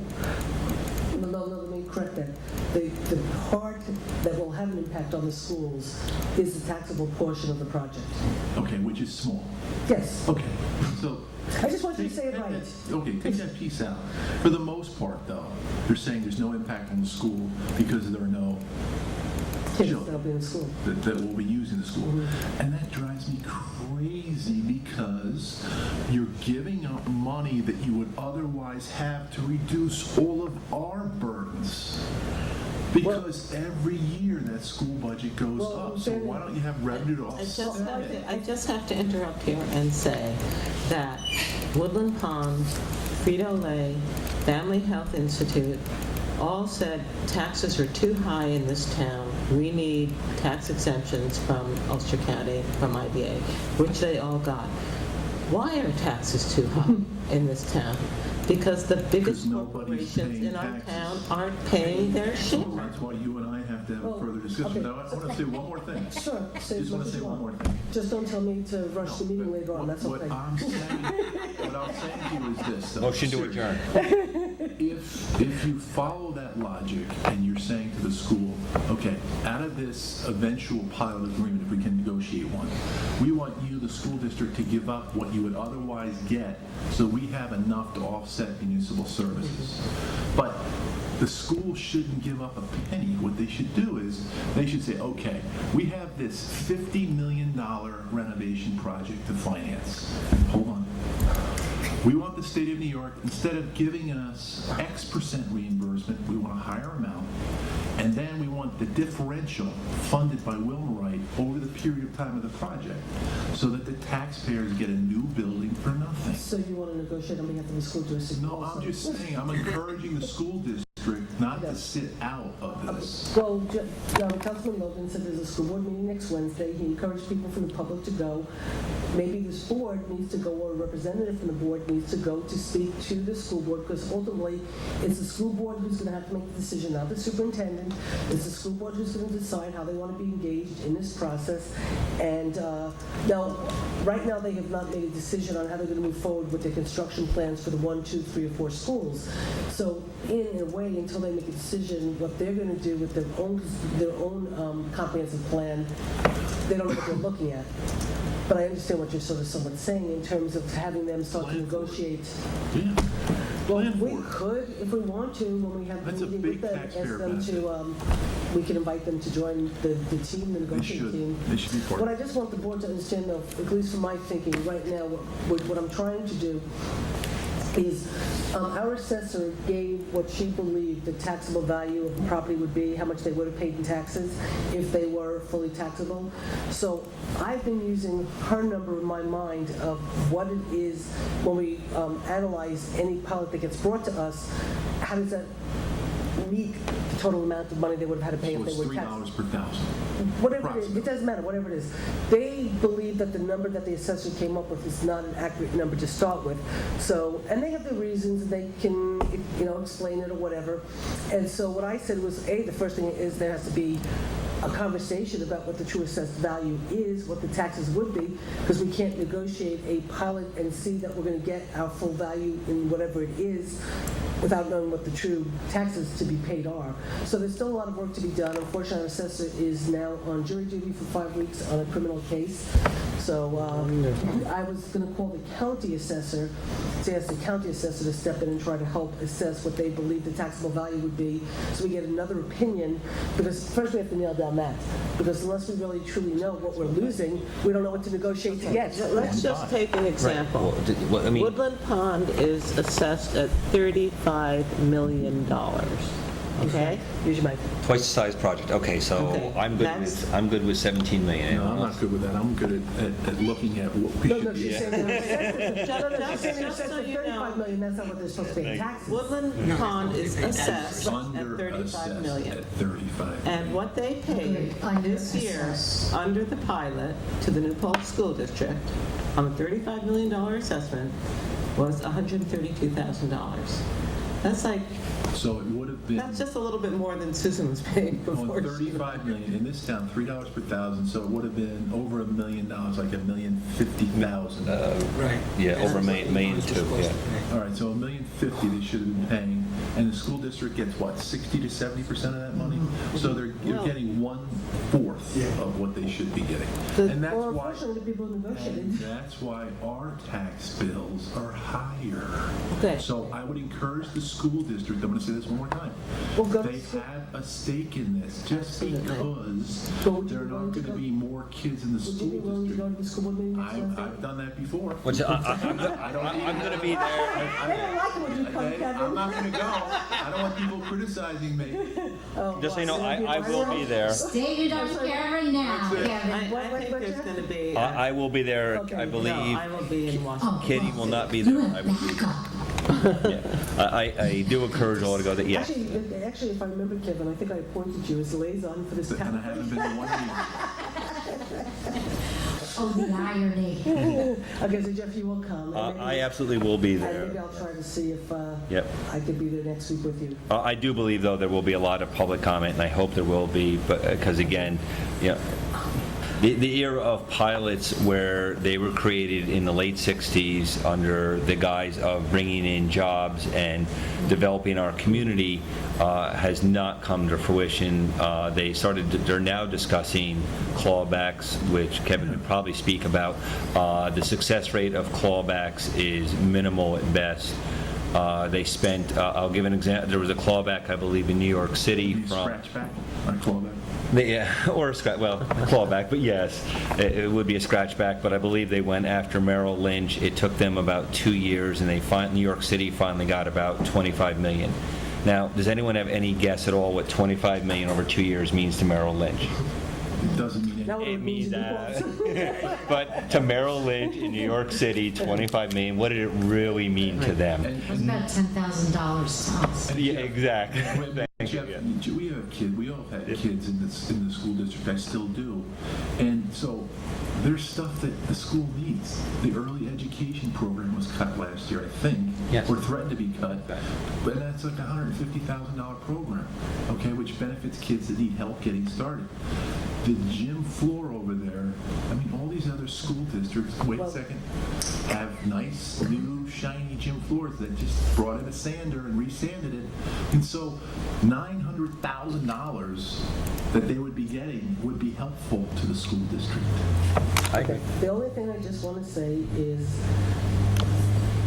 they know how serious we are. They know that we're not capitulating.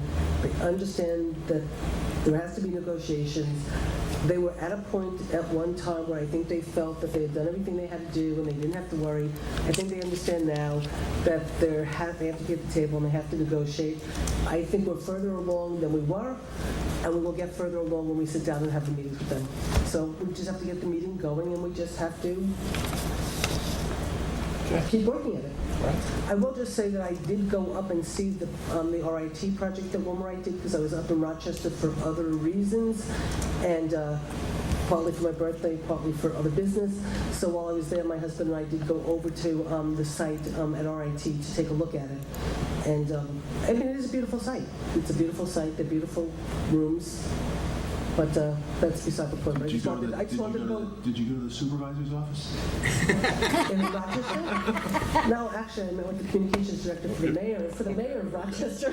So how does the school district feel about that one being tax-free? Over in Rochester? Yeah. I didn't talk about that. What's your call? Yeah. I talked about women. Oh, okay. All right, so we're good with this then. Okay, All right, so next on the agenda, Kevin, If I okay, just sure. want to make it comparable to what Jeff said. Can you take the microphone though? Thank you. My community, which Good, John's here. has, I think, 11 or 12 people go to the schools, because my community is a transient community, is assessed at $8 million, a couple of $100,000. I pay my share to my landlord of $256,000.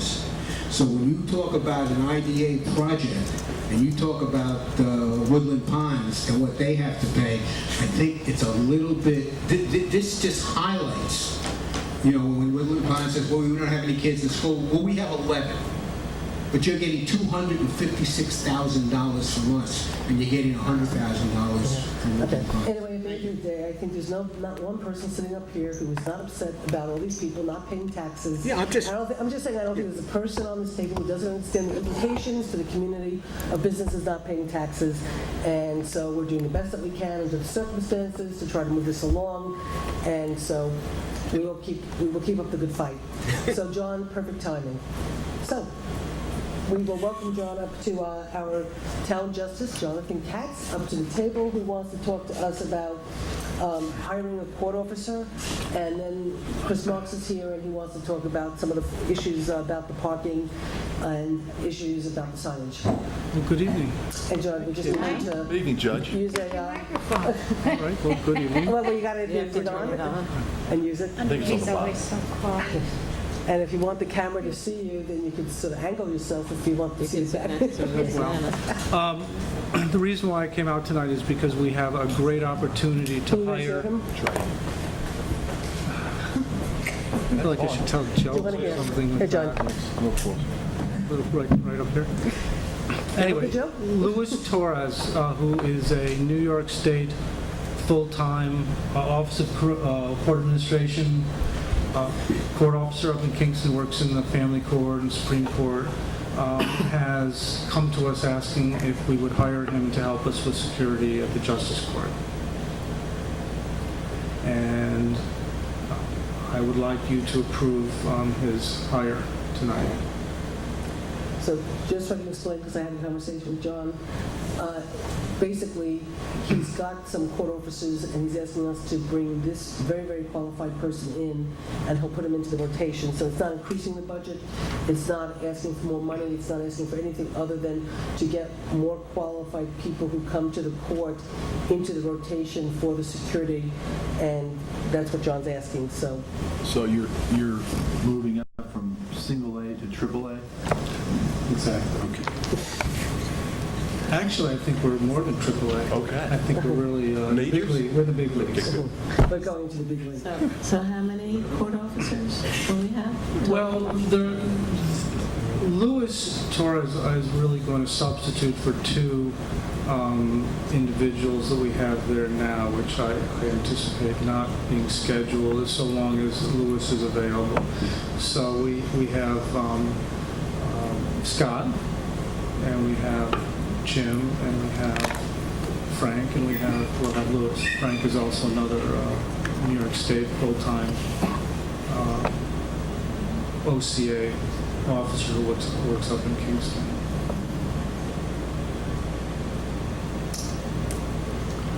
Does anyone have any questions, concerns? Jane, you're looking perplexed? What do you, Okay. Jonathan, what specifically do you need us to do? He needs us to approve, I make a motion to hire Luis Torres part-time at the Justice Court as a security officer at the rate that we pay. at the current rate that we pay the other part-time officers. Court officer, whatever they, it's a county job though, isn't it, or no? No. Oh, it's not, no. Town job. Oh, it's You mean his full-time job? Yeah. He works with New York State. Oh, okay. Yes. Good. Okay, do I have a second? Second. Any discussion?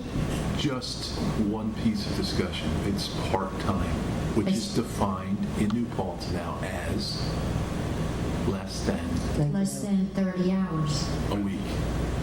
Yes. Okay? Yes. Okay. That's fine. Okay, all in favor? Aye. Aye. Okay, motion's carried. All right, thank you. Okay, now, Medical insurance and all that other stuff. Otherwise, we have to deal with medical insurance. Right, well, it'll be probably 3 to 6 hours a week.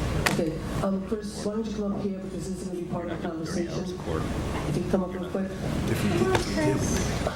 Oh, my goodness, think of the revenue if he did 30 hours a quarter week. Okay, as the board knows, the village did a bunch of reconfiguring of parking at the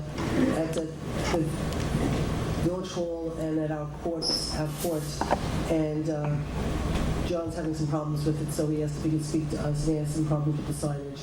So I'll let you speak, we'll let Chris answer, let the board decide what to do. And John, can you give us some background on this so that everybody knows?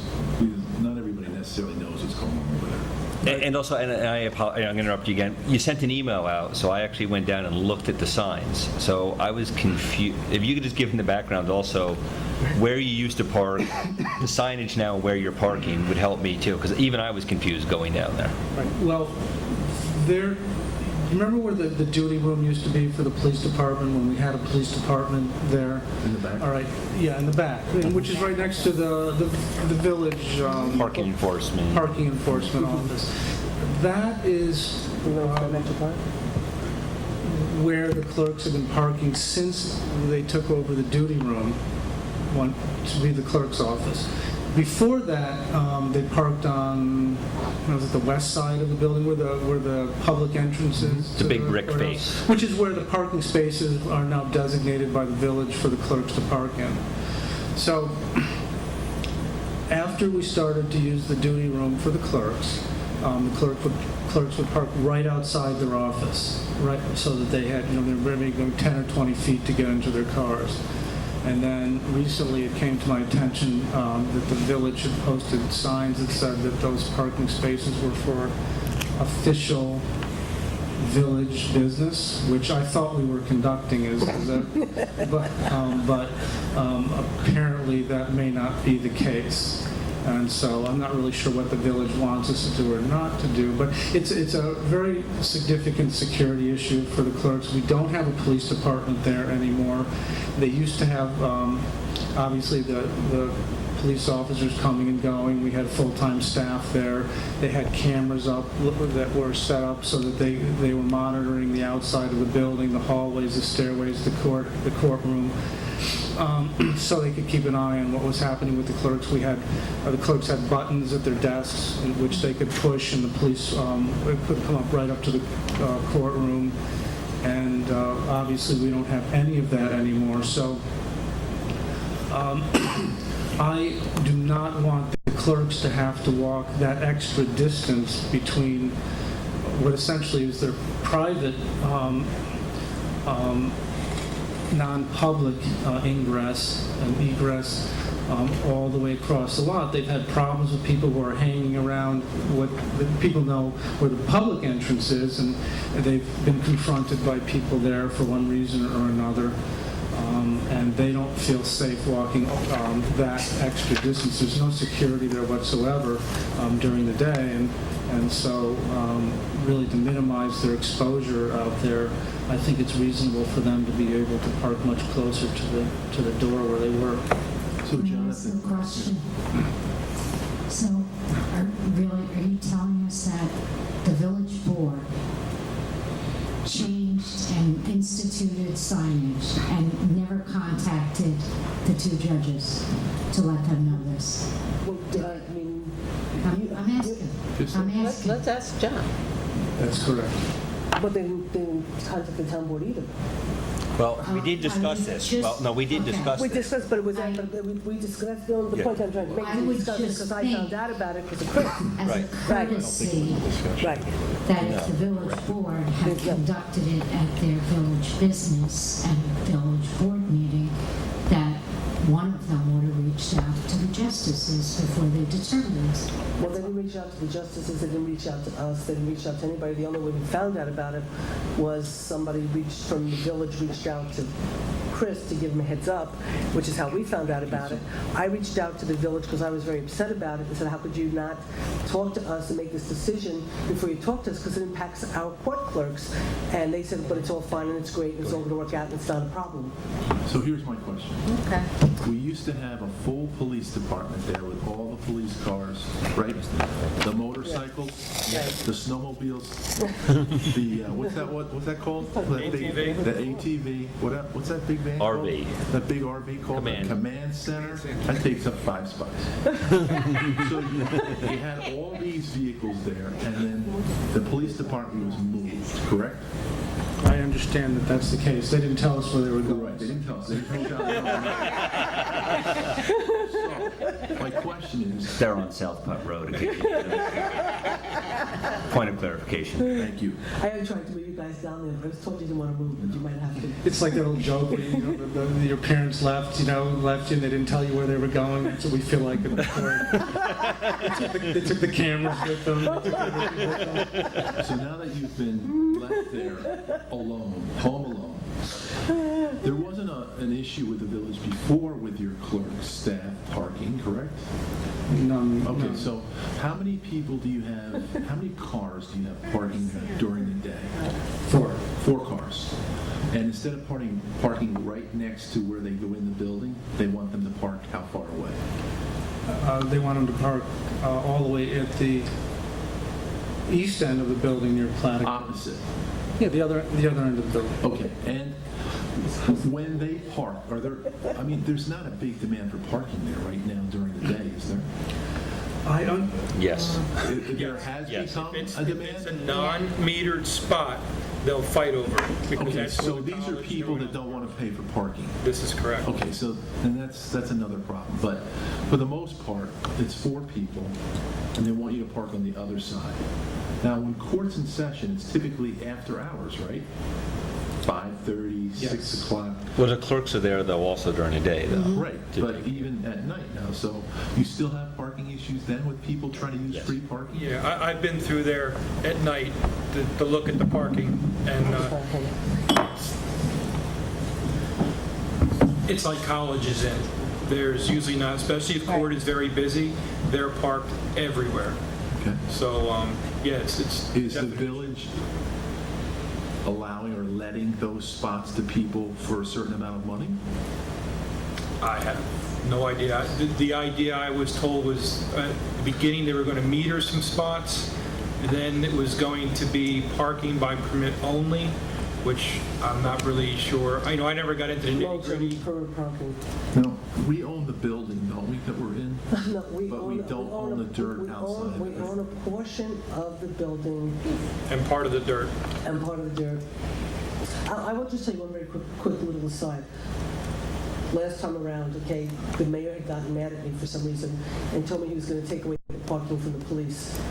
And I said, oh, okay, so our police department's no longer going to be able to park in the parking lot. Our police that protects the downtown of the village, they threatened to take away the parking from the police way back when. And our judges and their staff that enforce the laws and keep our town free of, all the problems Okay, that we so could let's potentially have. let's just try to figure out how we're going to get to a solution. So let's ask let me them. just Did say something. anybody Do we talk to know the village when- yet? I did, when this all Do we know started. when this happened? I can't Yes, find it in the about village 3 minutes. months ago, Chris, right, you came into me, 3-4 months ago at this point? No, it wasn't that. I 2 months ago? Yeah, 6 months ago? maybe 2 months ago, the head of the DPW had called me up and just to give me a heads up that this was going to happen, so I could Did you say that it potentially... was an actual new local? Yes, the village board had passed it. It was going to take him a while to get signage and to get going with it, so... So Chris had found out, he came in and talked to me, I threw a fit, I called 2 village trustees and talked to 2 village trustees, and I was told it's all great, wonderful, not to worry. Do you have any idea, can you remember, because I'm looking in June minutes of the village board. Oh, just well, not I don't finding know when the village board did it. What's the rationale Well, let's just try to... for moving spots from next to the building to the other side? what it I is- just want to know the rationale. It doesn't, you know what, they had... There has to be a reason. They had their rationale, they wanted to do long-term parking, they thought that whatever they did, they felt was good for the village, and they thought they had a good plan, and maybe they did. They just didn't take into account or ever think to ask the town board or the justice, how will this impact you, and bring us into the conversation, which is why if we won the community, we wouldn't have this problem. Let's write them a letter Okay, so- asking them to restore the parking to the other side. Well, we are going to be meeting with them, we could do that. We're going to be meeting with them on September 11th. My question, though, is part of the problem when the clerks get there isn't the parking, or if they're there, they're giving them tickets? I mean, Well, so far, no court personnel have received tickets on. Parking tickets? I'm just trying to find out if they park there, if they've been getting hassled, or if there's been a problem, or... This is late-breaking news. I found out from Becky Wednesday, probably, well, it was probably yesterday, Tuesday, Wednesday, when I went in, that they were parking at the other end of the building because of those signs, and somebody had told them that we weren't doing apparently official village business, and then I sent an email around to the village trustees and to the mayor saying that I thought we were, and then Sally had responded by saying, well, we've given you spaces around the corner. So is there some sort of decal that employees who are allowed to park display? It just seems to me like we need to get those decals. We are working on that. Okay. I'm just trying not to buy 500 at a clip. Well, I mean, instead of decals, we'd be better off, yeah, or even better than that. Aren't we just better off to mark spaces? Like to take... We have. we've marked employee only Okay. on the west side toward Plattekill Avenue. Chris, have you noticed, since those signs have gone up, whether those spaces are being filled, the ones designated for official village business? Because Becky's telling No, me that I nobody's haven't. parking there because people are coming there, people that I assume that the village wanted to reserve those spaces for people who might be, citizens who might be coming to, and people are looking up and they're saying, well, I guess, I don't know if I'm here for official village business. You would think that, does that mean a police car? Does that mean a mayor's car? They don't know, so they're parking elsewhere. No, she hasn't. I mean, you know, we as soon as I found out, I went in and talked to Becky about what we should do, what we could do, and we worked together a little bit with the signs. I know she wasn't happy with it, but it was a solution for something that seemed like it was going to happen, and that's after I informed the supervisor about it. And I was more concerned with them not having a parking space or the judges coming in at night and having to find parking within the village somewhere because all the spots were gone. So the judge can't show up for court because he's out looking for parking. And I don't own my tow truck anymore, so I can't give you spots. Let's just send a letter asking that Would you do me a favor? Would you be willing to draft a letter? I'm not a full-time employee. I'm part-time. Can we get Carol to draft a letter? What do you want to say in a letter? I want to say in a letter, we understand from our justices that their personnel are required now to park on the opposite side of the building that they work at. And we would like them to restore their original parking spaces to them for health and safety reasons. I have the letter already drafted. So, Okay. dear village board, yes. Okay, so Jeff, you'll take care of it? And I will send it to Carol, and then we will forward it out. Okay, Yeah, I will do okay, it right thank you now. very much. Yes, So it's we will done. take care of that to the best of our ability and go from there. That's it. Thank you. Is there any more that you want to talk to us? Do you want to stay? You want to crack us up? I thought want to you tell some jokes? You want to? Anybody have That was anything it. else about our illustrious judge? Thank you, John. Well, thank you very much. Give your Thank you, daughter a Josh. kiss me when you Just go home. everybody remember, you might want to announce it's 5 points now for texting and using a cell phone and driving. 5 Wow, points. great. It's true. Why would you do that? I don't know that You're gonna get any of killed. you would actually talk on a cell phone though while you were No, but driving. it's really scary when you're behind somebody who is. Well, what if You you can just- see them. People should have gotten the memo already that you don't, it's illegal to text. But most kids do, unfortunately. A lot of young 25 kids. points, because they're a lot of going to kids- die. Is it?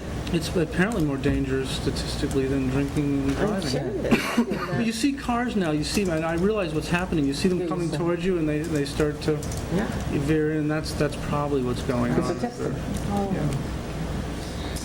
All right? Very Say hello to text you, Gemma, for me. Thank you. I'll see you guys. Thanks so much. Okay, thanks, John.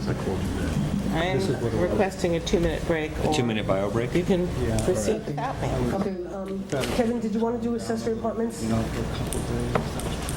Come on. Yes. Come on, you're the one who... I'm ready. You're very talkative tonight, Kevin.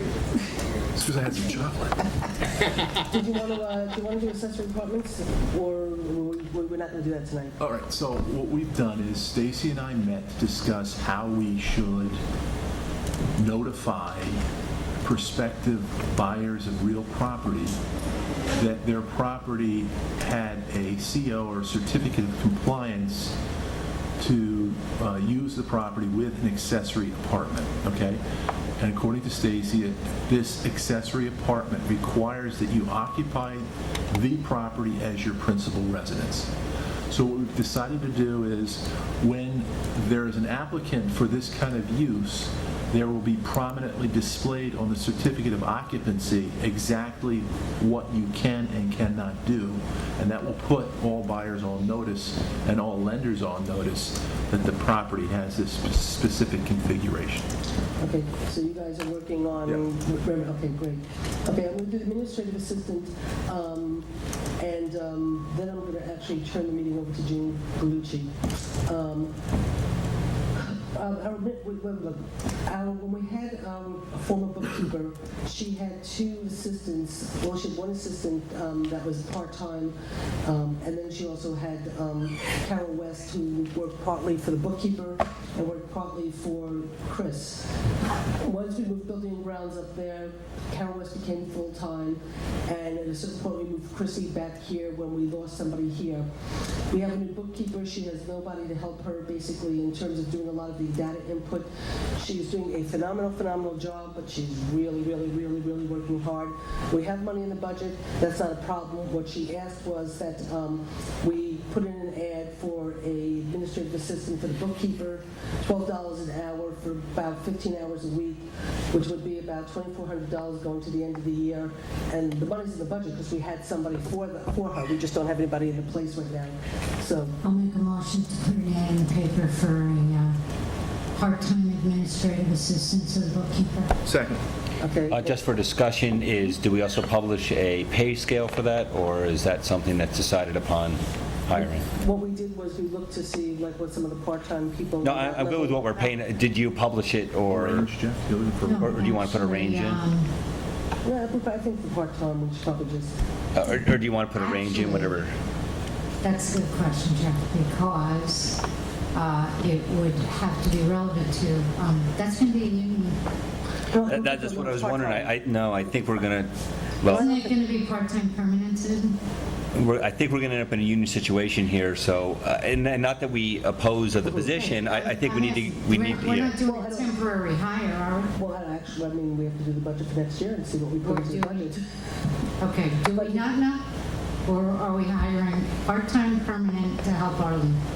Well, in last year's budget, this year's budget, there was part-time help for the bookkeeper. That was in the budget. Now, next year, as we move forward in terms of if we reconfigure, change finance, how we run the department. I would do it as temporary. Okay, I spent 4 years with Kitty ripping my hair out, and now we have our finances together. Please don't tell me we're going to finally got our finances together and you're considering making this a part-time. Like, I'm all in favor of it. I think we're all on the same board. I think we're all together here. I think that an administrative assistant to the bookkeeper is a little bit different than the type of help that the former bookkeeper had. Absolutely. And I Yes. think that an administrative assistant to this particular bookkeeper could be quite helpful. I agree. No, I'm not debating that. I'm saying is, I hope we're not going to put this position in now that we're getting ourselves on the right track, and that we do need the position. I absolutely agree. And it is, to your point, Gene, this is someone that needs to come in now knowing Excel. They need to know how to use pivot tables. They need to know how to use the basics of moving objects from Excel and putting it into a flat file and putting it on the web. So you're absolutely right. So I picture this as a part-time permanent position. Is that correct? I would like to just add one thing to your comment, Jeff. I think it should be part-time temporary until we figure out the budget. what we really want to do for next year. Can we attract a candidate doing that? Well, it might be more, I'm sorry, I didn't mean it, but yeah. you know what? No, you probably, in this economic climate, you could probably attract some. Okay. Because No, I'm good. I just, We yeah. had some great candidates for the actual position who might still be looking. And that was part-time. Right. But that was going to be a full-time position. It was a part-time to turn into a full-time position. This is going to be Who knew it was temporary. going to go so quick? Well, nobody knew it was going to go so quick. Okay, so it's going to be part-time temporary position with potential of being permanent at $12 an hour for up to 15 hours Per week. per week. Or could it be from 15 to 18 hours? Because that's what Arlene didn't know if it would be 15 or 18. 15 to 18. 15 to 18 hours per week. And it would have a range on the salary or a definitive salary? Up Susan to, has a definitive salary. And I'm, Gene, you work with bookkeepers and people that we're looking for, is it? Yeah, but this is for... No, I'm good. Arlene asked for an administrative assistant. I feel confident that she knows what she's looking for. at that number. At that number? At that number. Okay. Aye. Okay. No, aye. Okay, I don't know, did somebody make the motion? It's Nobody second, made yeah, the motion, You second. made the motion, We were just in second? Oh, discussion. Oh, that's right, yeah. you had discussion, okay, so all in favor? Aye. Okay, motion so carried. You want to do Linford real quick and then I'll turn it over? Or do you want to do? You could talk about lunch. I want to do anything that we're paying Dave Clouser to be here. We're not paying Dave Claus for anything. He's Really, just. just being a good citizen. Hi, Dave. No, he's just Dave's here. working. Man. Dave's just here because he loves to come and sit with us. Dave's actually watching TV Okay, right what now. I'm going to do is I'm going to turn the meeting over to Jean at this point. Jean is. Can we approve the minutes first? Because I reviewed them and they're fine with me. Can we approve them? Wait, which ones? The two. July Boy, 15th. you're really jumping in, aren't you? Go back and look at them before I just... Are they really? And, You're really jumping ahead, Kevin. But they're all, I mean, it's very, very straightforward. oh, I'm sorry. Okay. And I didn't get a chance to look at them, but if you think you're fine. No, actually, I have one more. On the July 18th, on page 3. Yeah. Did you mean me? Oh, I'll have to go back and check it out. Okay. I didn't read them, but I'll trust it. Other than that, it was all good. Okay, so So I moving, would, with that one correction, I would make a motion to approve the minutes of July 18th and July 25th. Second. any discussion? All in favor? Aye. Okay, motion so carried. You happy? Okay. Okay, Jean is the liaison. Want to do the warrant? No. I want to. There is no warrant. Well, no, we have No, a budget, we have a budget modification, Yes. but I do want to talk to Chris about that. Okay, and we also have the mower. You want to do the mower? I want to talk to Chris about that, too. Okay, just- so, yeah. okay, I want to turn the meeting over to Jean. She's in charge, she is the liaison to the ethics board, she's liaison to the police commission. We have two issues, one with political activity happening on town property and employees having some great concerns, and then another problem about potential procedure with appointments on the police commission. So I am turning that over to Jean for her to run the conversation. Okay. Right, so. I'm glad I was still here because I did bring this up at the last police commission meeting. And I want to put it on the table because Jeff will be in negotiations with me next week. And I want to feel confident that it's all resolved. And right now I don't feel that way. Okay? So I'm looking to the town board for some guidance. I think everybody received a copy of the letter from the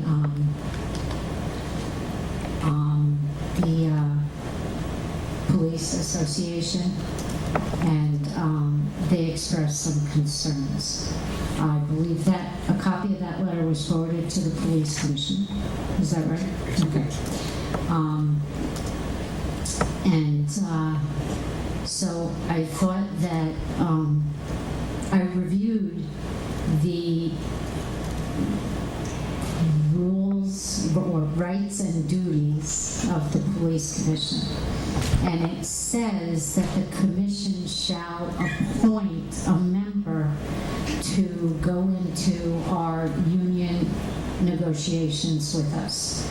And so procedurally, I felt that that wasn't done, and I brought it up at the last commission meeting, and I was told they don't take a vote. And it was my opinion that the way it translated, that the board shall appoint, was that it runs very much like we do, like the town board, that we make a motion, and by majority vote, that's how we appoint them. The police commission did furnish the minutes of the meeting in April, and there was an appointment of a commissioner, of a chair to the commission, and then the chair self-appointed projects to members of the commission. And I don't know if I should translate that to be the vote. Excuse me, the chair was elected And it Yes. was a motion, it wasn't an order. Yes. We actually had a motion, we decided that we wanted A to be the chair, and it was a unanimous thing. I don't want to Right. get the No, difference no, between our I appointments. thought I was pointing that out. No, That the that's why. chair was a vote, Right. but the appointments was appointed by the chair, not a vote. That, and so I'm confused, and we have to go into negotiations next week. And so that's why I wanted to ask you guys what you think, how we should approach this, and if you think that it needs to be a vote or not. Just tell me how it's relevant. How Procedurally,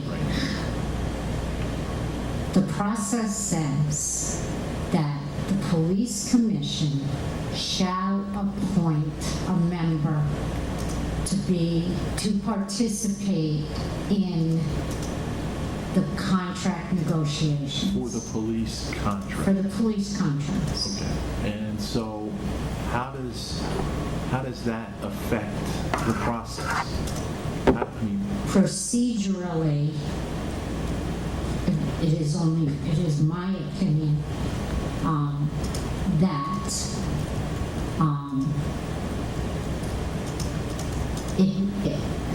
a member was not appointed by the commission, he was appointed by the chair. Now, Ira was there.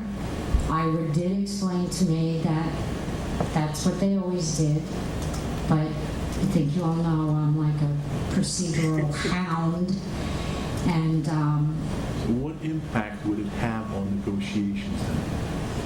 I'm asking if it bothers anyone Who that has a any vote wasn't experience taken, and what if, okay, and I'm playing devil's advocate here, what if the PBA or Anthony Sofaro wanted to make some kind of a claim based on the minutes, which are public information? What would we do? What are we going to do? Any claims made to us by who we're negotiating with are absolutely pointless and do not change our negotiation one bit. If we end up going to arbitration or whatever, it would be absolutely pointless for them to bring up the procedures and policies that we have with our commission. It would be a waste of both their funds and a waste of our fund. I think Kevin has the relative phrase here. I have absolutely no idea why we were discussing it. It's the way it has been done for many years, and it's the way, is it right or wrong? I don't want to get in that discussion, but simply, if they want to make a claim, Gene, that it is, there was something procedurally done wrong, that does not change our position in negotiations. It doesn't move our negotiations at all. Things are still in the same spot. We haven't moved. It doesn't change. I understand. Yeah. But as part of negotiating, I would think to benefit the town that we would want to avoid an arbitration hearing that would ultimately end up costing the taxpayer money. Well, we're not going to go to arbitration over that. I mean, if we go to arbitration, That's fine. most likely we're going to be in arbitration. That's certainly it. That's what No, I'm I agree. asking. Oh, I agree. Oh, no. So That's what I'm asking. here's my question. Let me simplify this, see if we can finish this in 2 minutes. We have a negotiating team representing the town's interests, correct? Mm-hmm. On that negotiating team, we have 2 board members and a member of the police commission. No, you have the supervisor, 2 board members that I Okay. appointed, All right, fine. and then somebody Now- from the police commission. My question then is, if there is a procedural defect in the constitution of that negotiating team, can that be used against the town in the future? That's all I want to know. According to the attorney, yes. Okay, so if a procedural, let's call it mistake, has a consequence that is a large consequence, then how do we remedy the procedural mistake? So that we don't have a constituted negotiating team that may have some kind of a defect going forward. What's the solution? You know, I would need to be refreshed on the letter that we received, because I don't know if there, I can't remember if there was any threat of that kind of action, but I don't understand, oh, thanks. I don't understand why this is any different really than the way we appoint our liaisons to committees at our reorg meeting. I mean, we don't vote on those, but we are appointed as the liaison. And maybe because this is dealing with the contract negotiation, it is different, but... Well, we have, I know that my understanding, just from my 2 years here, and I knew nothing about police commissions, but really they're a creature of our own creation, of the town board's creation, and they actually have primary authority in certain matters, so the town board has actually given up some of its authority to the police commission, okay? So if that's the case and the board has given the police commission specific authority, then they should act in the same manner the board would when it comes to appointments. So I'm just saying, if there is a defect, my recommendation would be that you direct the commission to follow the procedures and have them do that so that there's no impact on our future negotiations. We have Ira here. He was a past commissioner. Were the procedures followed as stated? As far as the commission was concerned, the procedures were followed. That's it. That's Okay, good. I got No, that's I'm good. sorry, but I have to jump in for a quick second. I don't really want to be a part of this conversation because it will be construed as political. It's not. I just have to convey the parameters, okay, because that's all I'm dealing with right now. A letter came in saying that there was a discomfort of the fact that politics were entered into the negotiations. Well, wait, let's be clear on this. The letter came in from someone we're negotiating against. I would like to send a letter then to the PBA that I have reasons that I don't want Anthony Safaro there. Okay. Great. You know what that's worth? No. Well, let me ask Jean, because she's smiling. What is that? Me sending a letter to the PBA saying I'm bothered by Anthony Safaro. What is that worth? Nothing. There you go. Okay, So but- Anthony Safaro's letter is worth exactly the same amount. It is worth, oh, wait a minute, nothing. So I'm You know, Kevin, I this just should want be to go. I ended just want to now. go back to procedure, okay? All I want to talk is procedure. So Let me let me just 30 wrap this seconds. up. Just let me 30 seconds of a procedure, okay? Just 30 seconds. A letter came in. It was sent to Joe Morello to ask how to handle. He basically said that according to town code, the police commissioner needs to go back, take a public vote and appoint who's going to represent them. You have that from the attorney. Yes, I was told that from the attorney. Okay, I was told by the attorney of the town that town code is such that the police commission needs to go back. Shall is not discriminatory, shall is mandatory.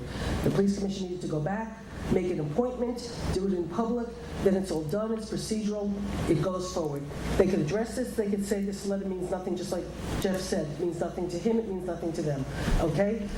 They were told to just take a vote and set the record straight, so it's not a problem, they chose not to do it. Wait a second. Ira. Yes.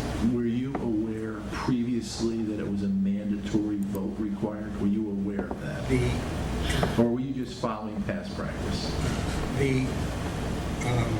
First off, I want to say that the appointment was done in public. Everybody should know that. That appointment was done in public. It wasn't done, okay? And Nobody said it wasn't. when we looked at it said there are things that says you will elect, and there's a part that says the commission shall appoint. Now, shall appoint means, if you're going by past practices, and I've been there for 4.5 years, and I watched them for 10 years before that, this commission did it in public. The other commissions never came out with the announcement. The interpretation, when we read the thing that came from the attorneys, okay, when we looked at it, it was full of, maybe you should do this, or maybe you shouldn't do this, or maybe you can do this, or maybe you don't want to do this. There was nothing in anything that came from the attorney that said, you must take a new vote. Now, we looked at it in terms of, if we're a separate organization, and we're following our procedure, and that says, you shall appoint, there was no difference to us when the appointments were made. They were made in public, nobody objected to the supervisor making appointments. So I have a question, one question. if you're directed to appoint, you have to appoint with a vote, correct? That's the whole thing. Because you operate in the same manner we do, okay? And you have to take action by a majority vote. So I'm just saying to you, if the town attorney has directed you or us to direct you to take a proper vote, it shouldn't be that hard to do, correct? No, it's not, and the thing was, there was no direction. We don't have any Nobody said written you will do directive this. from Joe Moriello saying that. And the other thing, and I will Secondly, also... I just yeah, need to yeah, say, you're right. the only thing that is political now that I'm remembering and rereading this letter is that negotiator Solfaro is interjecting a lot of political mayhem into this process. And I feel badly that our supervisor and the police commissioner, I mean, if anything is happening that's political here, I just feel that the negotiator for the PBA is trying to pit two negotiators against each other. And that, I think, sets a tone that is far more troubling than whether or not there was a proper vote taken. And I agree, and so I'm ignoring that letter, but I also want to ignore any further letters like that. And in order to do that, if there's a procedure that we have He to... never mentions procedure I'm talking being a about problem. our lawyers. And also, and I will ask, yeah, and I will ask too, though, and Susan, I do understand what you're saying, and we have nothing in writing from Joe, but do not use the word definitively, and I have counsel next to me who probably debated this in both his first, second, and third year in law school, and our Constitution also contains the word, and it's a reason why we have a Supreme Court in never-ending debates. The words shall and will are not definitive by anyone's definition. The word shall is not a definitive. The word shall does not mean must do. It doesn't? It does not. Well, And, well, I'm speak to counsel and why we have constitutional. All I can say, Jeff, all I'm saying, Jeff, Speak to counsel. I don't want to spend the money on behalf of the taxpayers to reach the Supreme Court. actually, quite frankly, as far as I'm concerned, what my thought is, okay, first of all, I just want to make it very clear. When I just called the attorney to say, what should we do, okay, he said, shall is not discriminatory, it's mandatory. If you want to avoid an Article 78, you need to direct the police commission to take a vote. And then once they take a vote, they follow procedure. Why is this a big deal then? Well, you know what, it won't be a big deal. I think we should take the negotiations, I think we should cancel them, and when after the No, election... I cannot, we after the cannot, election, we'll have no, negotiations, and then we'll have any absolutely politics. not. We have canceled, the only one that has inserted politics into this is Anthony Safaro, and it is not worth the paper it is written on. In fact, it is less than worth the paper it is written on. We have rescheduled these negotiations way too long. We will continue to have the negotiation as scheduled. But I just want to say that the entire town expects our negotiating team to act in our best interests. So, my suggestion to resolve this matter, that is, if in fact our town attorney is saying there should be an official vote with respect to the representative from the police commission on this negotiating team, I suggest that the police commission be directed to have a meeting and officially have that person elected or appointed by majority vote. And then that resolves the whole issue. So why don't we just direct the police commission to do that if in fact our town lawyer is indicating that should be done? So at their Why September is that a big deal? Well, because now we're a week away again, and we keep sending it, so Can they have a special meeting? we have, yeah, Can they the have a special town meeting, board absolutely. appoint? Yeah, all you need is 3 people to show up, right? Yeah. I'm sure you could get 3 of you to show up. And will it change who, do you believe, and you cannot speak for the commission, do you believe it will change who is selected? Based upon the conversation of the other 4 members, Okay, so good. So good. because basically, the other 4 members agreed to the situation. So do you want to make a motion, Kevin? All right, so before I make the motion, did the town attorney say that there should be a vote?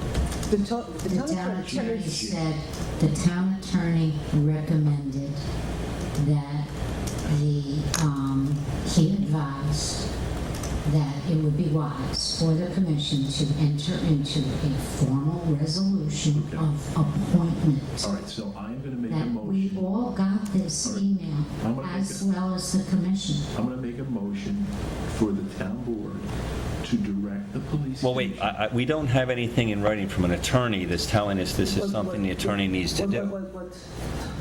I I'm had asking Jim what she did. I had a conversation with the attorney. The attorney said to me, have the police commission, direct the police commission to take a vote appointing who's going to represent them, and that will solve the problem. I had a personal conversation with Ira in my office telling him exactly what the attorney said.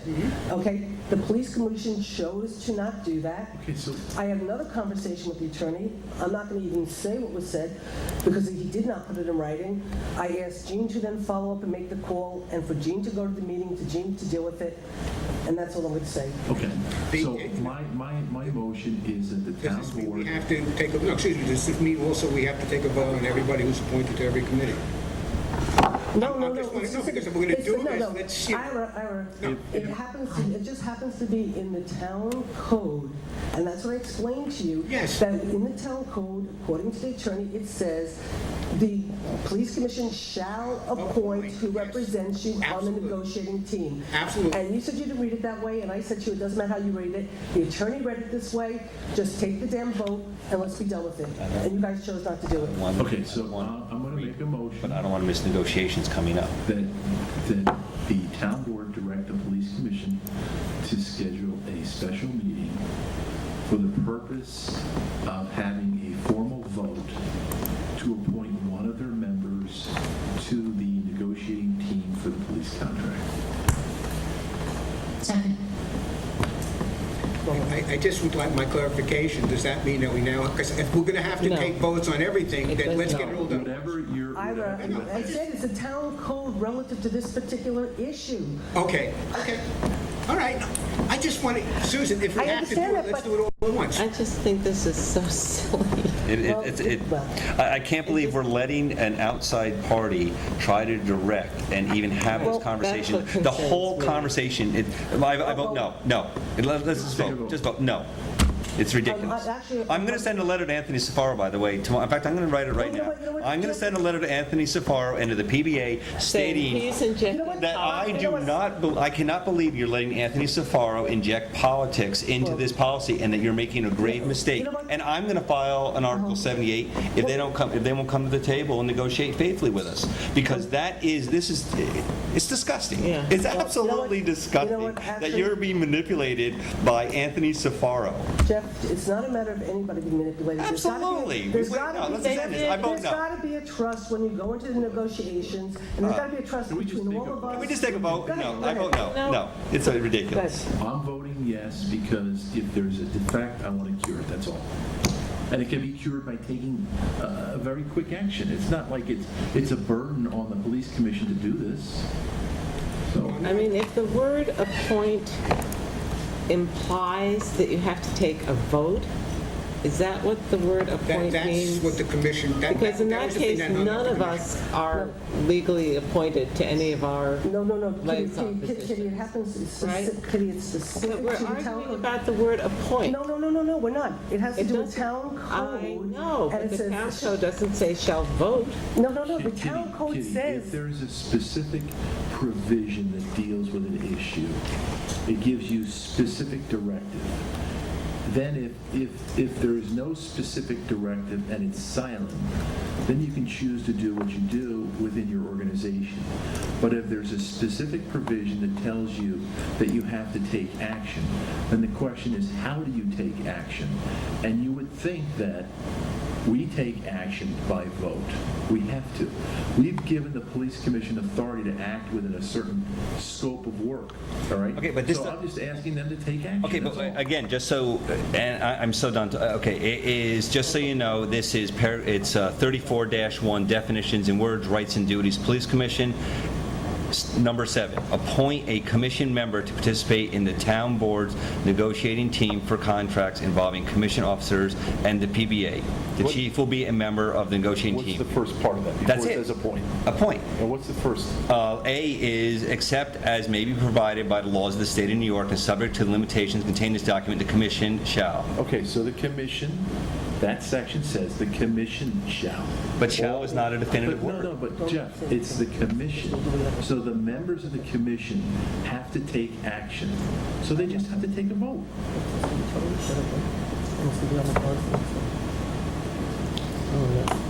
Otherwise, you could have each member of the commission saying that you can do something different.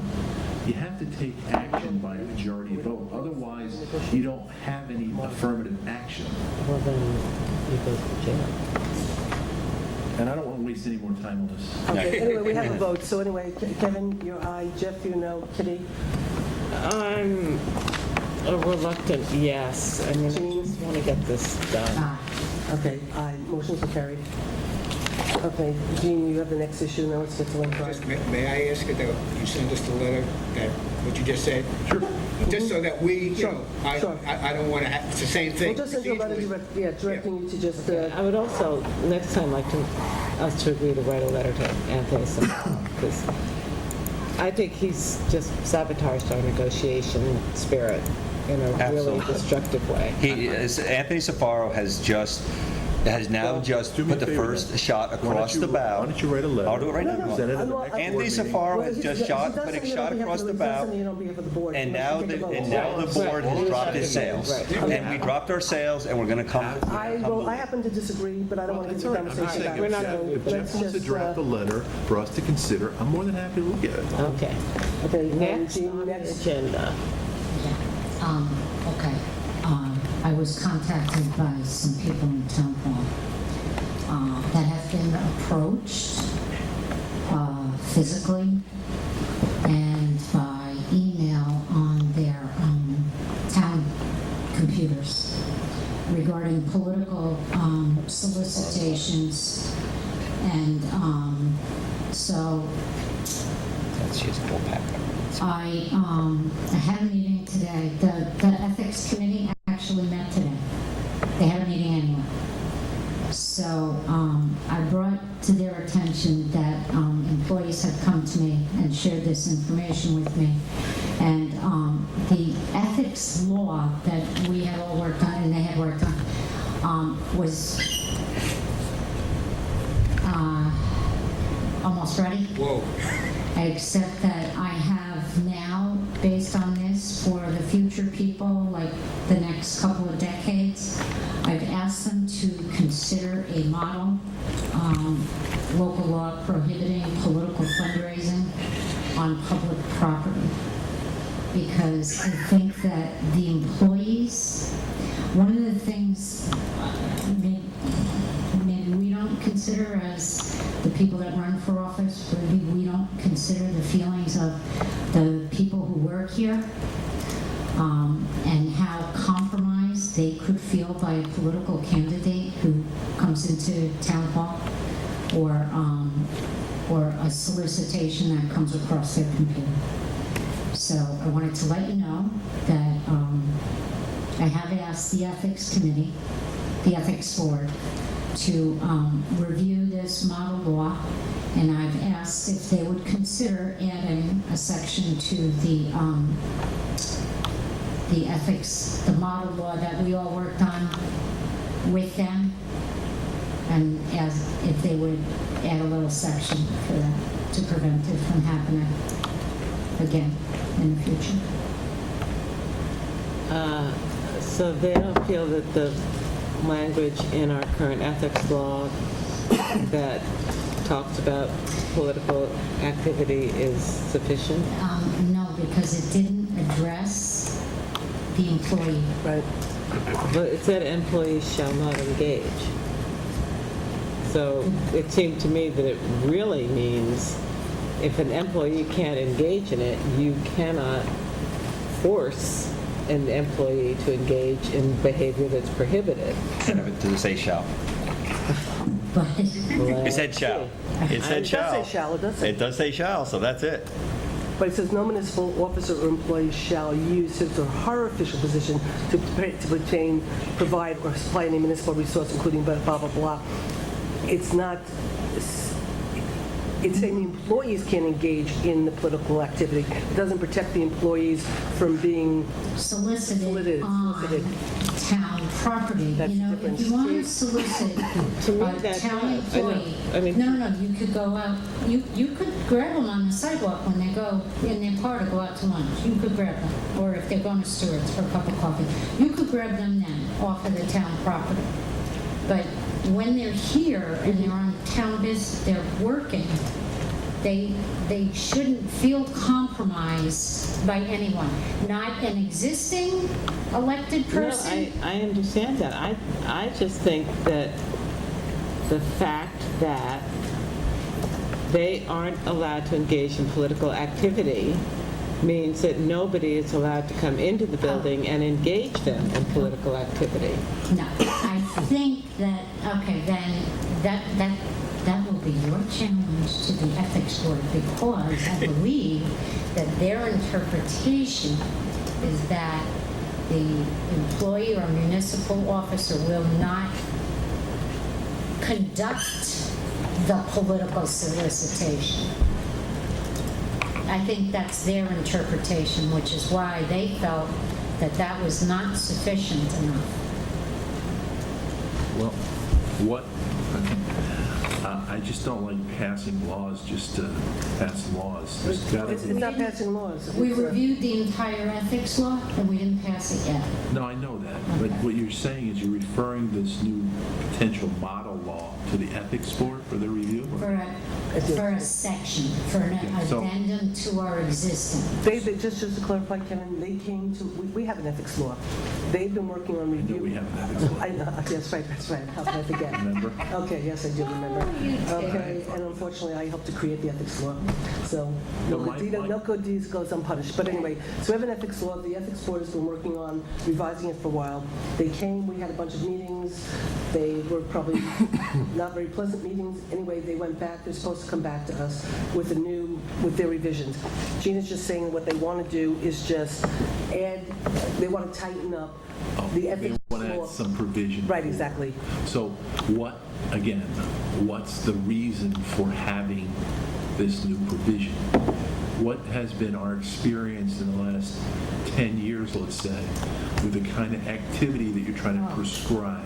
I don't know. I've been here for a year and a half, and I'm telling you that my people that I am liaison to have come to me. Okay, so what happened before that, I don't know, Kevin. So are you Do talking you about? want me to ask Well, yeah, I'd like other to know. politicians, like what happened? No, I would just like to know, it's like anything else. What, are you talking about an incident, several incidents? Are you talking about people that here that have been bothered or what? Several incidences on town property, physical and by email on town property. Okay. Current employees? Yes. Well, I would not be in favor of having this be a separate law. No, me neither. But, okay, so I'm not, Did you, Kevin, not get this email? No, I saw Kitty, it. We got it. I would not do that to them. Okay. If But I we didn't did. realize that it would be, this language would be used, to be included in the current ethics laws, maybe a new provision or something. Yes, as a new, yes, as a section or a provision, not as an entirely new law. They're just amending the ethics law to make it tighter. So all we're doing is referring this to the ethics board for Jean is review? reporting that, we should talk to, Jean met with the ethics board Fine. today. Jean's coming back, Kevin doesn't reporting, listen to Kevin's reporting to, Jean's reporting to us that the ethics board, when they reviewed the information, said they want to take this back and they want to deal with it, That's fine. right? Yes. So that's what Jean was reporting.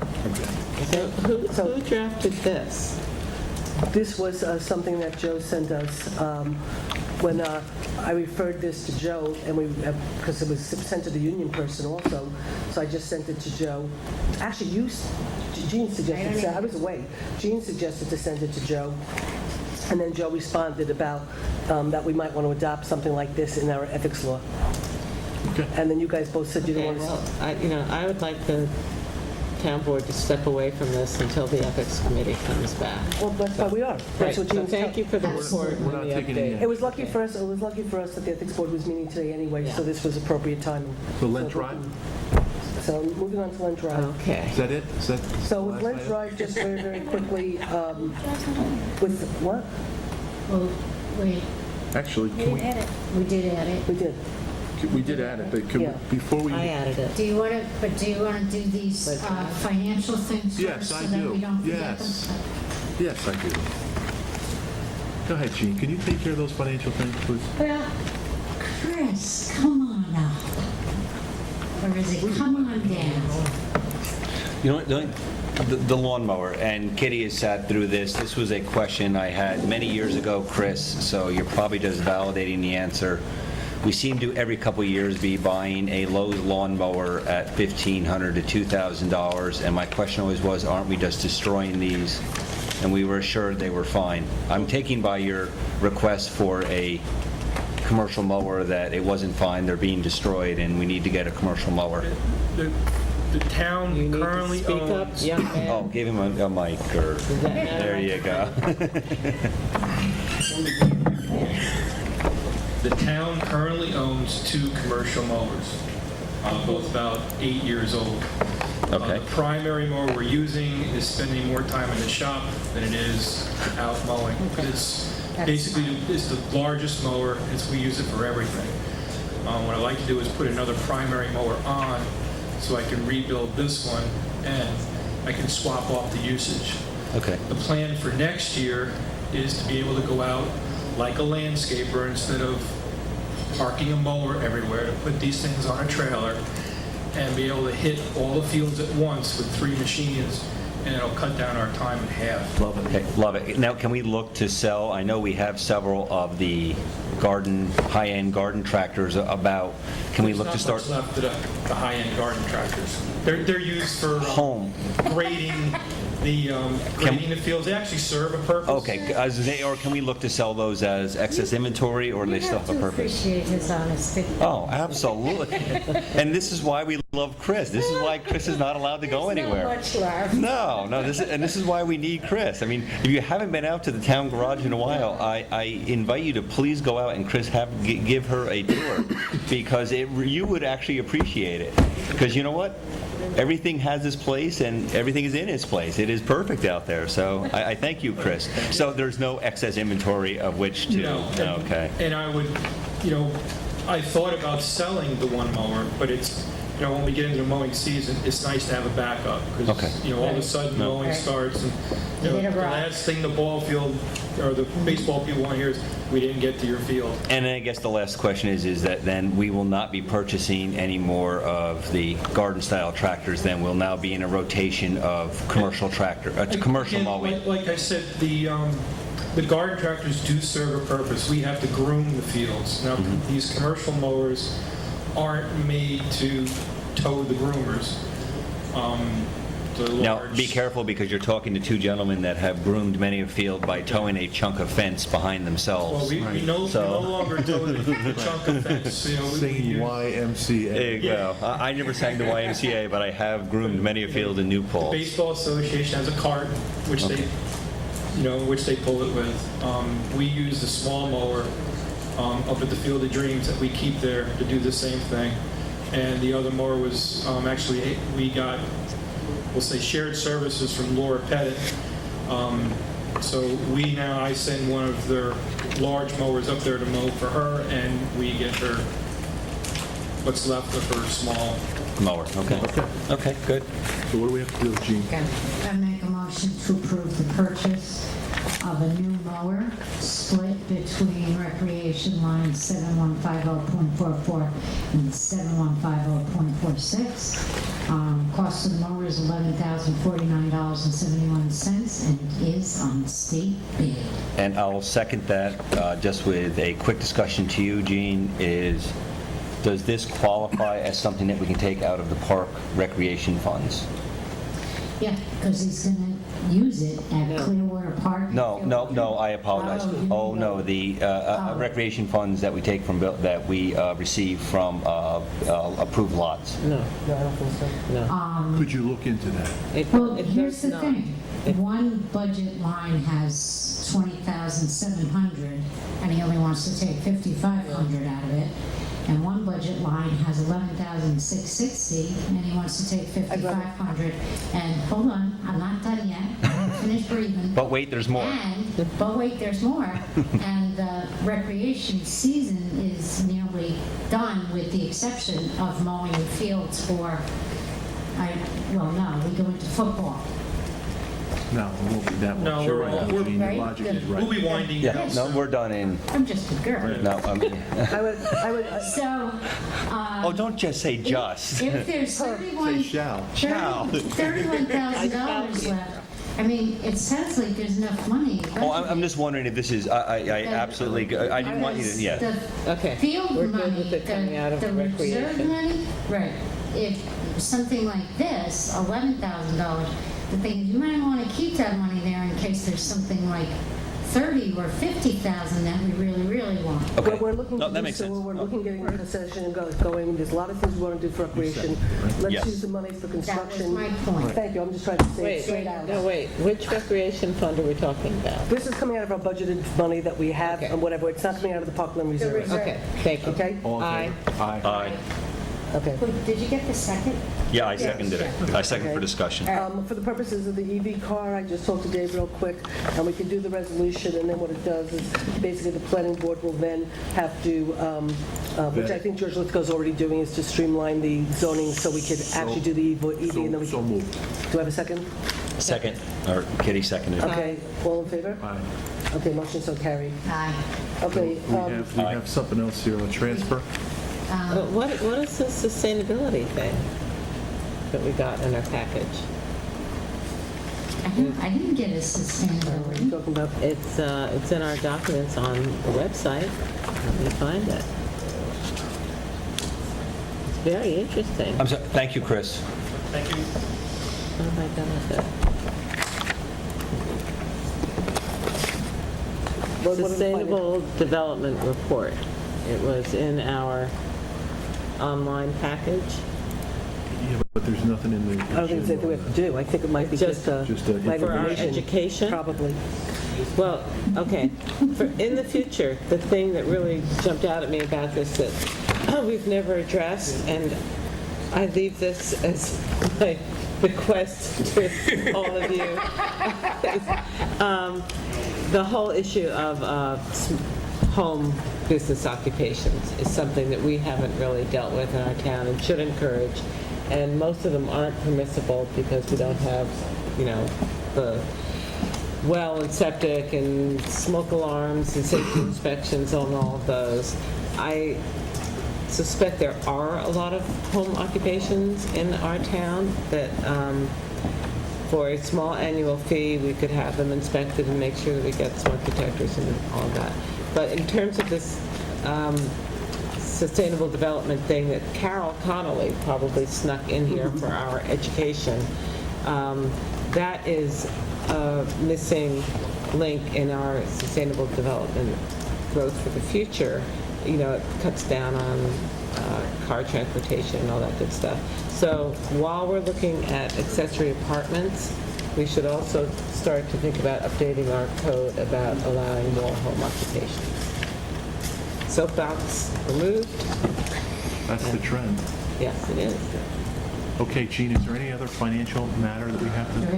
We have this other one here, and like Susan just said, we have things we want to do with parkland money. Right, so let's... There's a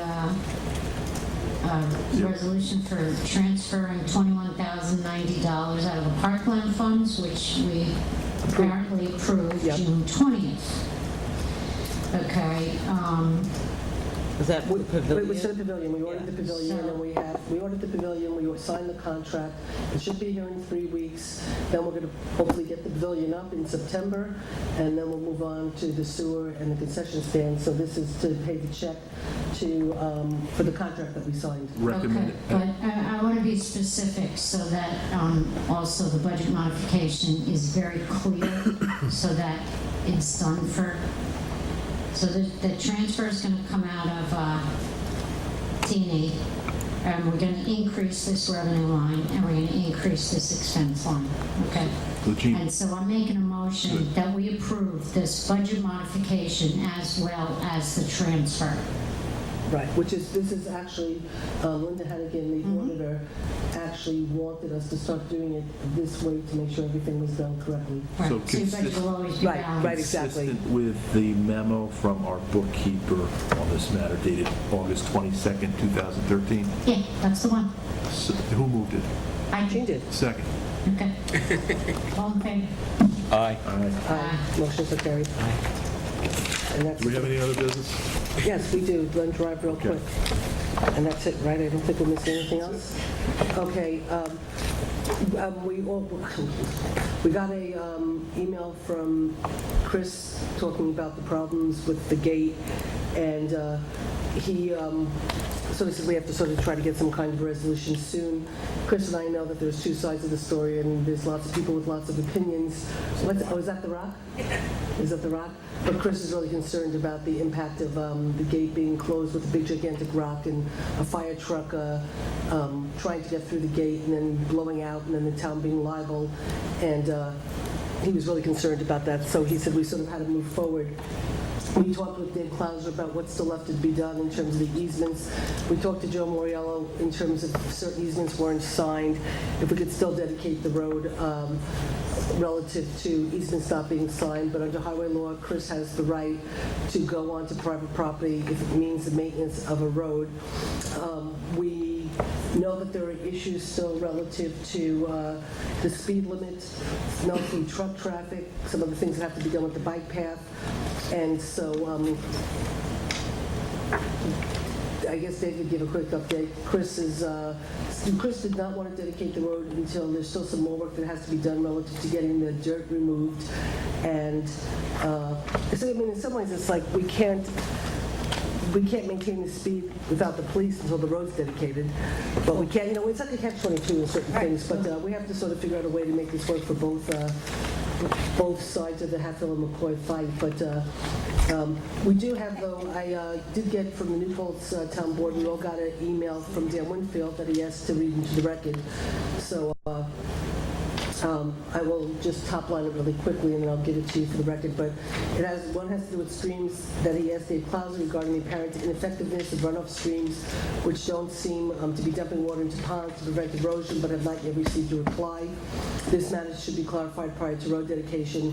30 miles per hour, cars simply cannot safely hold the road at 30 miles per hour on the curves of Warring and Lent. The speed limit should be reduced to 15 miles per hour, and the town board's capable of doing that. Can we set it at 15, or do we have to go through a whole process? Well, first has certain opinions, but Yeah, okay, well, let me just finish this. Bike paths, I'd like to give the town board a heads up that there are no incident difficulties because of substandard compliance. It is cautioned that if accepted standards of having a bike lane for each direction of vehicle traffic are not followed, the town of New Paltz could have future liability if when accident collisions between two bikers going in opposite directions, a biker who moves out of the bike path, a bike collides with a pedestrian. And this was a question that Chris and I had just because we were talking about bike paths on other roads, and we started looking at bike law to see what you have to do and what you don't have to do on other roads. But we suspect that this got approved and the bike lane was all vetted through the process, right? The secret process? Yeah, it was way back. Okay, so we can answer that. I want to get this into the minutes. And then there's something here about bikeway design and Ellis County Transportation Plan. So I'm going to give this to you to put into the record. And now I'll turn. So basically, in essence, Joe's been starting to just pull together whatever is needed for the purposes of a dedication, just so if and when we're ready, we have the stuff sort of being pulled together. But right now, Chris is working on a lot of the details, and we're taking our lead from when Chris comes to the board and says, we're ready. and Dave and Joe say, we're ready, and that's sort of where we're at. So I don't know if, Chris, you want to talk, Dave, you want to talk, or anybody else on the board wants to talk? I think most of those have already been addressed. There doesn't seem to be any problem with the drainage. The ponds work fine. I've been out there in torrential rains and things are flowing the way they're supposed to. As far as the speed limit, I would imagine that went through the correct process and it's adopted speed limit. I don't know where 30 miles an hour came from. Yes, you can do 30 miles an hour on that road. I can do it with a pickup truck, so you can do it with a car. But it does seem a little fast. What else? The bike lane is a concern. I haven't been able to find the correct law on that I believe, on two-way traffic. Right now, that would be my only concern or point of looking at is the bike lane. And Dave, could you just explain during the process, I mean, because bike lane was put in, so I would suspect that how that bike lane should be configured was taken care of during the planning process? As I remember, it was a bike lane or it was going to be a sidewalk, and the planning board members at the time wanted a bike lane. And they were several bike enthusiasts that cheered for that. That's been way back. Actually, Dave, that was before the town board, because we all sat here around maps. Actually, I think Ketty would remember it too. We actually sat here, and the bike lanes were, I won't say taken over sidewalks, but were chosen, and the design of them is vetted and approved. The question was, and in fact, this was, Phil Johnson was our highway superintendent at the time. We had some discussion about having the bike lane actually be separate, as you'll see in many communities, where there's a strip between the road and the bike lane, which I would only do going forward because it makes the road very, very wide, and hence the speeding issues on the road, because the width of the road now is so wide because of the additional paving that was required to make a bike lane. But it's the marking of it. Whose responsibility is that? It's their responsibility to mark. The developer's got to have it marked before it's accepted. Okay. And I know we're talking about bike lanes right now then. I think the issue is, and I've been out there many, many times, spoken to many of the residents, and actually I was just out there in our last heavy downpour. The retention ponds still don't seem to be working though. The stormwater retention ponds, particularly when you come down, that's the one that they'd asked me about too, and I was actually out there in the last very heavy rain. The ponds weren't, the water was completely bypassing the pond, and There's streams that go by there that are not supposed to go in those ponds. Right, the stream was actually flooding up into the yard above the culvert, so maybe just the culvert was clogged, and I don't know, but there's streams that go through that are not supposed to go through the treatment. The streams are supposed to be left alone. what are the retention ponds? That's for the runoff that's caused by the grading on the lots and the roadway ditches. Okay, good. Okay, that's good then. Okay, as long as it's treatment that happens on the... So what, and what I had sent out to everyone too, and Chris knows, I copied you on all that, is the development of some type of traffic slowing devices, because that is, and whether it be doing, and I think Dave, I copied you also on the pictures of chicanes that were developed here in the Northeast or islands. Andy showed me or told me that he got those today. Would you like to show it?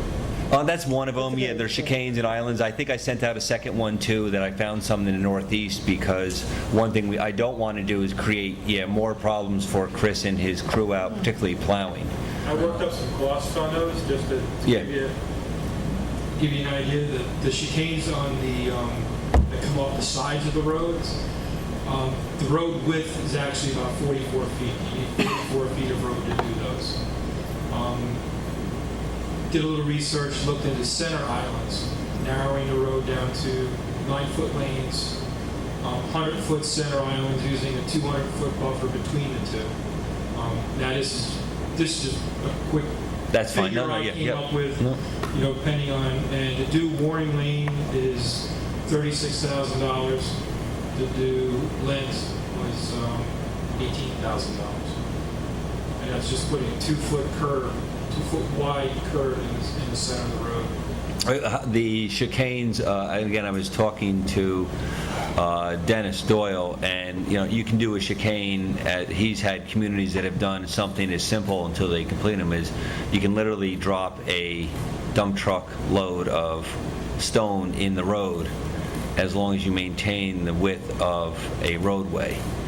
And you can do those as alternating chicanes. They're a lot cheaper than doing center islands. They're actually more effective because it requires actual navigation around them, where a center aisle still allows a speedway up and down. Well, that was just one, the Yeah. very top. No, that's fine. No, They actually have, you can look at something like that on the Strand up in Kingston. I like that. They built those. Right. On, Yep.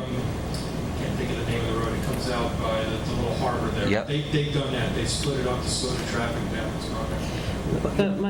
The concern I have with those is that they slow down the car traffic, but they also take room away from bicycles. No, this wouldn't be, what I came up with was not taking away from the 1 5-foot bike lane that's there. But on the same hand is, the bike lane is not separated by a curb. So a car potentially going south on Waring, where the bike lane is on the west side, might tend to swerve over into the bike lane to stay away from a center median. Or if you put a chicane in, then you have to make room for the bike lane through that. And I'm not quite sure how to do that. I'm sorry, what about striping? Is it too late for striping? It's already striped. It's striped and it's signed for a bike lane. But we said they have to still do the bike lane. Bike lane's done. Oh, the bike lane's done? Is It's striped? striped and it's signed. Oh, So it's striped and it's- basically, we just have scoffballs. We just have people who are speeding and. Well, right now we have a gate. So, and that was to stop the speeding that was going on, and we couldn't. The problem was there was speeding going on because you all of a sudden had like this big Right. freeway, okay, because there was no striping, there was nothing else. We couldn't get the police to issue speeding tickets because it wasn't a dedicated road. Right. So it was catch-22. So we put up the gate, which we were told by law we could do as a way till we could get it to the point that it was dedicated, and then we could have the police out there. I think we're sort of at a point right now, we have to just finish up the few easements, get the dirt out there. If the bike lanes are in, we as a board can put, I have no problem putting 50 miles an hour. I think we should. I think it would be better for Woodland Pond. It would be better for the people living on that road. We could do a no-through truck traffic, because one of the problems is that the delivery trucks are all using that road to go to Woodland Pond, so these people are having it, there should be no through truck traffic. They should go through the front of the gate, and these people should have the ability to live, Just remember, the town board doesn't set the speed limit. The county does. What's happening is you've got, that's crazy. Yeah, we couldn't get the speed we couldn't get the speed. What? Yeah. Well, we couldn't. To have a tractor trailer and turn on Henry to get onto Waring Lane to get. It's probably more like UPS. No, what they're doing is, what happens is all the delivery trucks that go to Woodland Pond are they're coming in and out that way instead of using the front end, using North Park Corners. So what's happening is they're coming down Henry Du Bois, they're cutting up these people to go into Woodland Pond, so. It's not all of them. There are several, though. It's not the tractor trailers. It's not the Cisco food truck, but it is the smaller. Susan, it's the smaller loud trucks that should not be using it. It's the, I don't want to indicate one of them, but it is the large trucks going in and out. Large brown truck, is it? Actually, UPS, FedEx are all allowed to use it, even in. You cannot mess with interstate. With interstate commerce. So, that but probably even the people who are like doing the there are. ordering and like all the Directionally, you are correct. Yes, and such. There are trucks that should not be using it, and are the problem with putting a speed limit in, it is ignored as much as anything else. So, I think the use, and I know, Dave, we would have to we have to decide as a board, and I'm not asking to do it now, though, is the use of chicanes, because then you don't get involved, Chris, in the center lane of 200-300 feet. We do have enough width of the road. We do have enough right-of-way on both sides of the road. And, you know, what could we, how inexpensively could we do those and over time develop those? You know, chicanes in, so they actually physically have to steer about them. I actually think that would cause more of a problem plowing in the center. And again, there are some challenges with plowing around, and I did do, and I'm going to use the example, the only northeast community I looked at, just because I have not spent a lot of time on it, is Philadelphia. It's city. They do need to plow around them because they do get significant snowfall at times. If they're designed correctly, it slows the plows down, yes, but it does not damage the plows. Everything I've looked in as far as dips and swales create damage to everything and everybody, create noise, whereas chicanes just, again, slow everyone down. They actually can help to break up the setting and make it in more of a park-like setting. They create almost small pocket parks going through. And, you know, we're looking to encourage, you know, we are now sitting here facing what happens when you mix a large development that belongs in a village next to a small development, a small rural development that is traditionally found in a town. And we're looking for these village residents to walk into our community, which many of them are more than able to do and have the ability to walk into our community, and we do not have the safest environment for them to do it at this moment. And when we open that road up, I mean, I spent much time out there, and Chris, as I told you, I've closed that gate. I've gone out there and I've gotten phone calls, and I go out, and, you know, luckily it's not frequently they say it's open, but it does get open, and I'm suspect that it's the same delivery trucks or residents. Well, actually, it's residents of Woodland Ponds that open it every morning. There you go. And there's residents from Warren and Lynn who close it and then put the rocks. Right back to where they... And twice a day for 2 weeks I go up. We're at a point that we have to, we're at a point now, okay, I mean, actually, I find that the funny thing is when the new board was seated in January, all we heard about was how we had to dedicate the road, dedicate the road, dedicate the road, so the kids would get picked up by the schools, Yep. the road would get plowed, and they wanted to dedicate the road. Then, because the speeding, we couldn't implement the speeding, we put up the gate, and then all of a sudden it was like, oh wow, this is great and wonderful without the gate, okay? With the gate.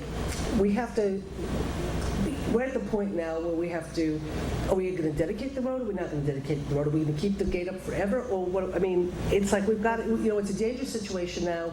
You've got, people are just doing what they're doing. We're at the point where we can pretty soon dedicate the road.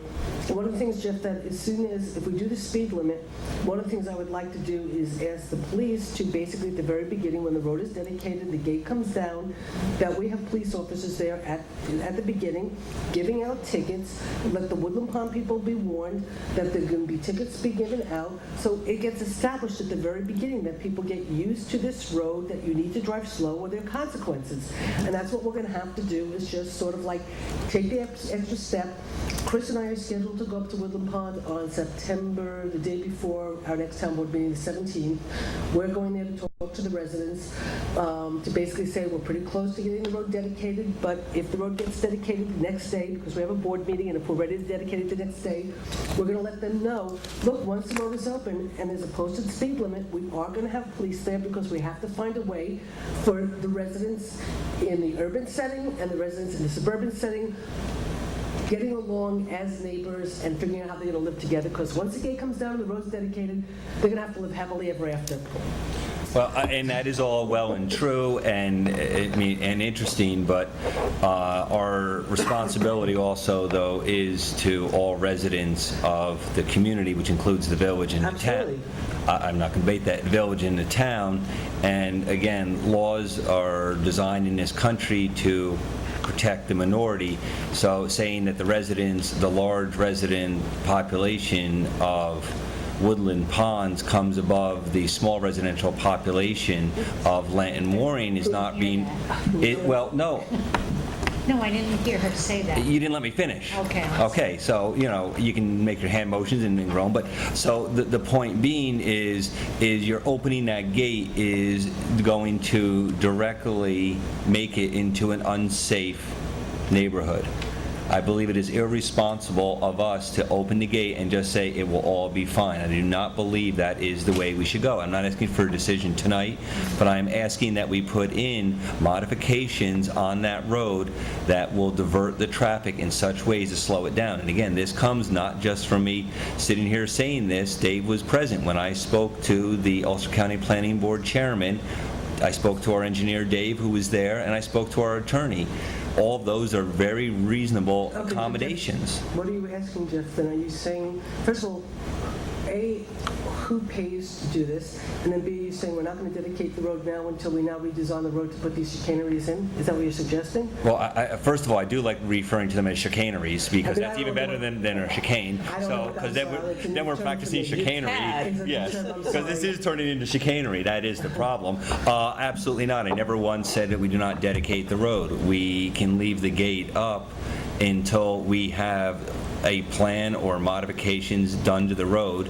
And last time I checked, I believe it is the responsibility of the town to maintain and develop safe roads for all residents. So it would be us paying for this, and again, we would have to go out and look at the options of paying for this. But we're being asked by our highway superintendent right now, who's saying that there's a dangerous situation because this rock is being put in front of the gate, and that he had made a promise to the fire department that he would in no way interfere with the safety of the fire department being able to have access to a fire.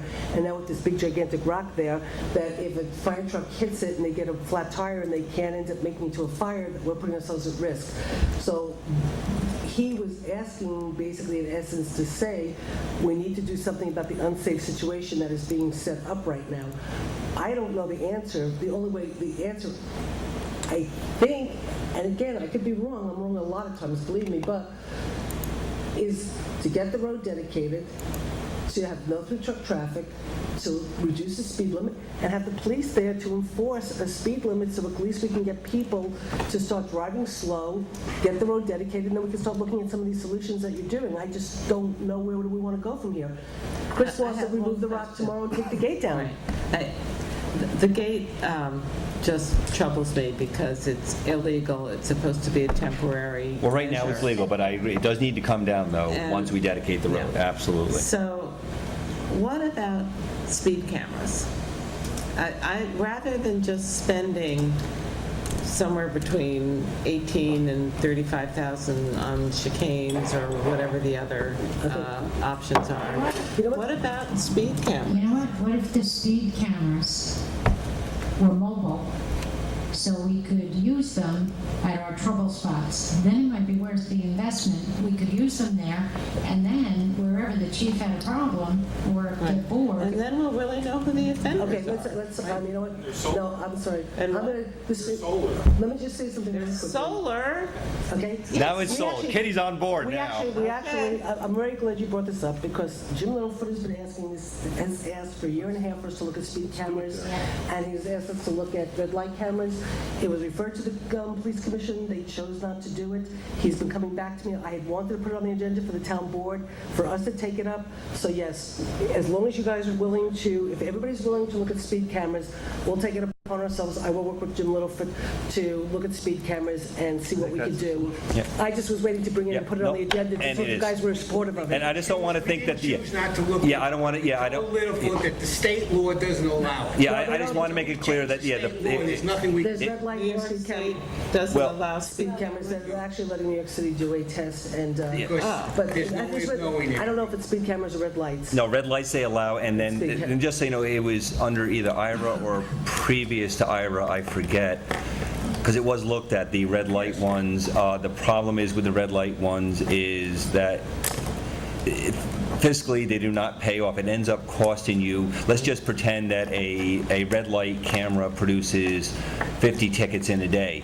What ends up happening is you end up tying up your court, and because many people plead not guilty, and you end up spending a lot of time and expenses in court. It's turning out more and more around the country right now. Susan, you are absolutely right, though. The speed cameras are showing to be very valuable, but again, there's many places where they're having difficulties. New York State still has not approved it. I think But apparently, Yeah. it's about I think it's still evolving. I think that what's been said here, we know what we have to do. I move to adjourn. No. Actually, before you do that though, because actually Chris and I, and Dave and everybody needs to know, right now, Joe has drafted he's gotten as much of the stuff together as probably what we would need for the point we're ready to dedicate. So he did drop off a packet the other day for us for when we're ready for the dedication. I know Chris is waiting for Roars to still get some dirt out. Is that gone? It's done. It's all done? It's completed. Okay, and most of the easements are already taken care of? We got 3 this afternoon, there's supposed to be 2 more that's coming tomorrow, and there's 1 that's kind of up in the air. Okay, well, that one's not going to get signed from what we understand because the people are not available to sign for it. So, Actually, that person was. They were renting the house. oh, okay. Oh, okay. But the one that has to be signed, it's a very small And that'll help. piece, which... Okay, so what is, so assuming by the time the next town board meeting happens, everything should be taken care of and the road should be ready to be dedicated. Does the board want to put this on the agenda for the September 18th meeting to dedicate the road? But before we dedicate it, can we also, what do we have to do? I mean, do we want to consider doing a lower speed limit? I think he said they were limited by what the county establishes the speed at. Okay, well, why don't Yeah, we the town find out board for doesn't sure? set the speed limit, it has to Right. be done by the county. The county tells us what the speed And to do that, we need a traffic study to do that, and they've already refused us on North Why Putt. does the county determine the speed limit on your town Chris? roads? Chris? What they do. Okay. They All of them? All of them. All of them. Okay, so what I'll They do do is, traffic studies. I'll take it upon myself to talk to Dennis Doyle about this particular situation and the problem, because I think he'll Well, we need understand it. to, I've spoken to Dennis, the problem is we would need to virtually either have someone, and Dave could help me on this too possibly, SEQA would need to be reopened potentially, and a traffic study would have to prove that the speed limit is not correct, and then it needs to be lowered.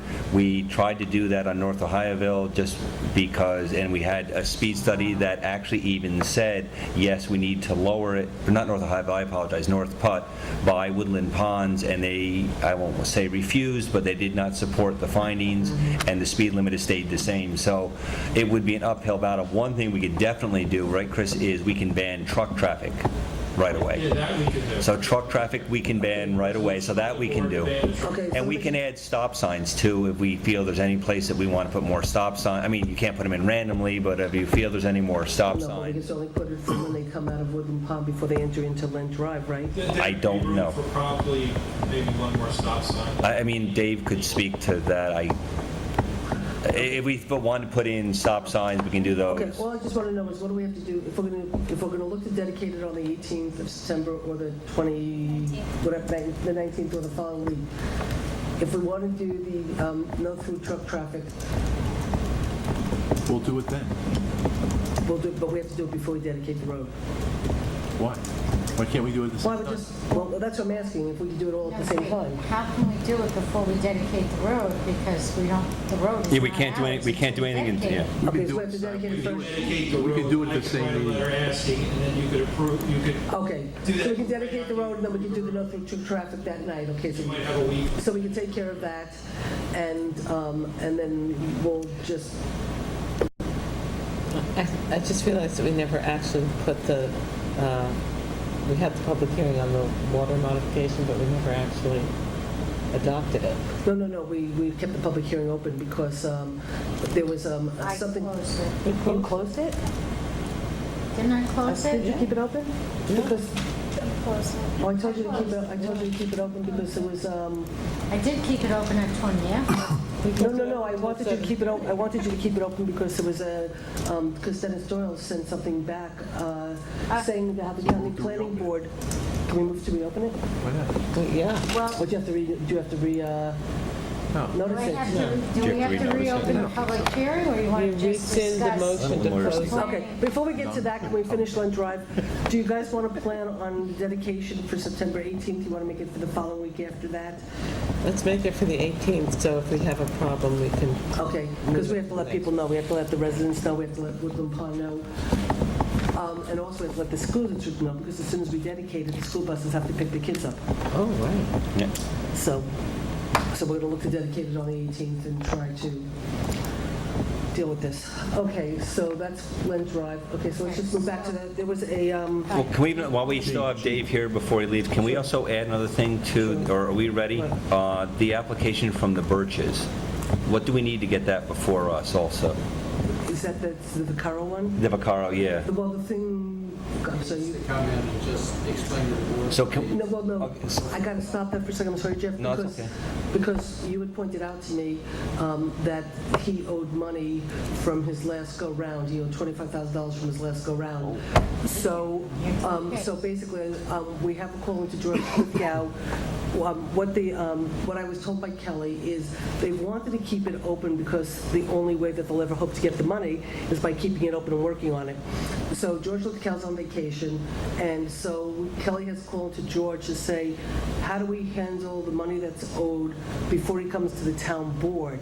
Because right now, if we start to incur expenses, so we're going to wait for George to come back. George could probably do some kind of settlement plan and say if you start paying $100 a month, a week, or good faith, then you can come to the town board. But we need to have George Lithgow deal with the money that's owed for the consultant fees before we allow him to come in front of the town board.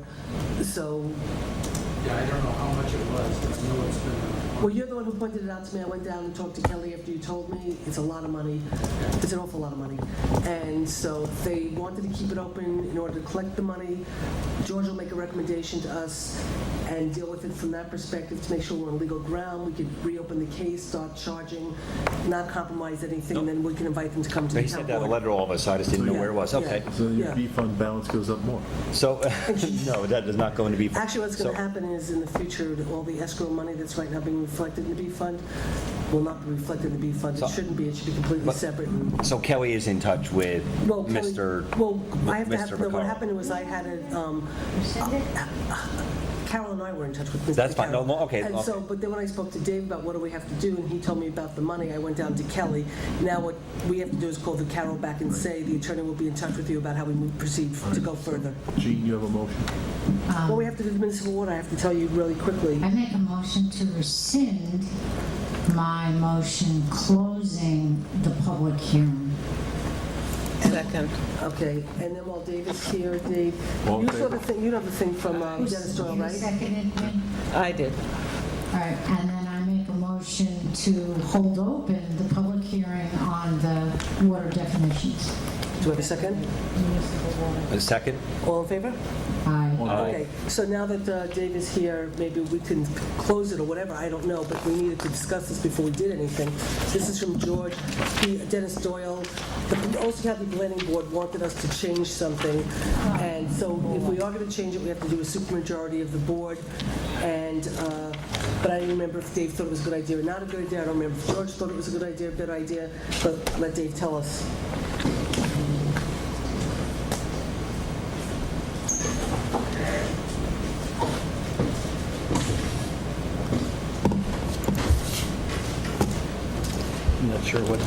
I'm not sure what George has done lately. Let me take a look.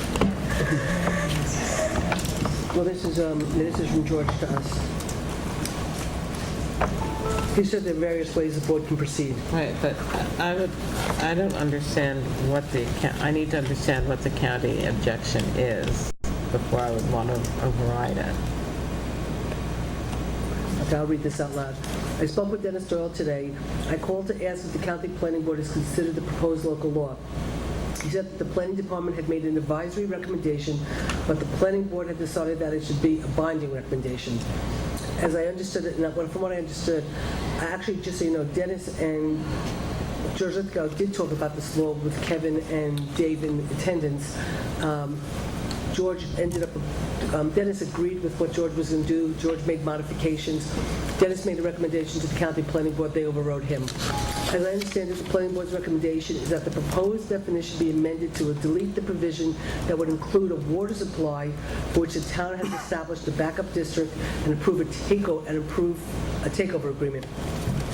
Instead, they recommended that the provision be included in the RV zoning district requirements.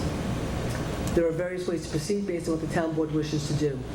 The town board can vote to override the county recommendation that requires a supermajority. The board can make a decision after it conducts a public hearing and receives a report from the town planning board. If the recommendation is overridden and no changes are made, the law could be adopted at one of the board's September meetings. The town board can consider an amended local law that is consistent with the county planning board recommendation. Supposedly a draft is attached. The amended law could be introduced at the 8/16 meeting, considered at the public hearing, and the board can hold the hearing open until one of the September meetings. In the interim, the board could receive the report of the planning board, then take action on the local law.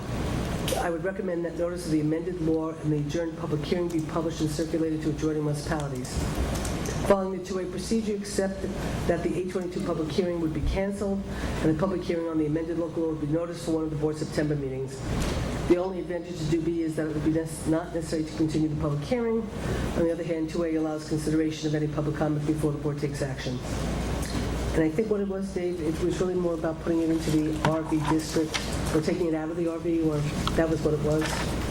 He wanted to limit the scope, didn't he, Dave? Right. He wanted to keep it out of residential. Right. So that you wouldn't have a bunch of privately operated water supplies for, say, 20-year developments. Right, that was it.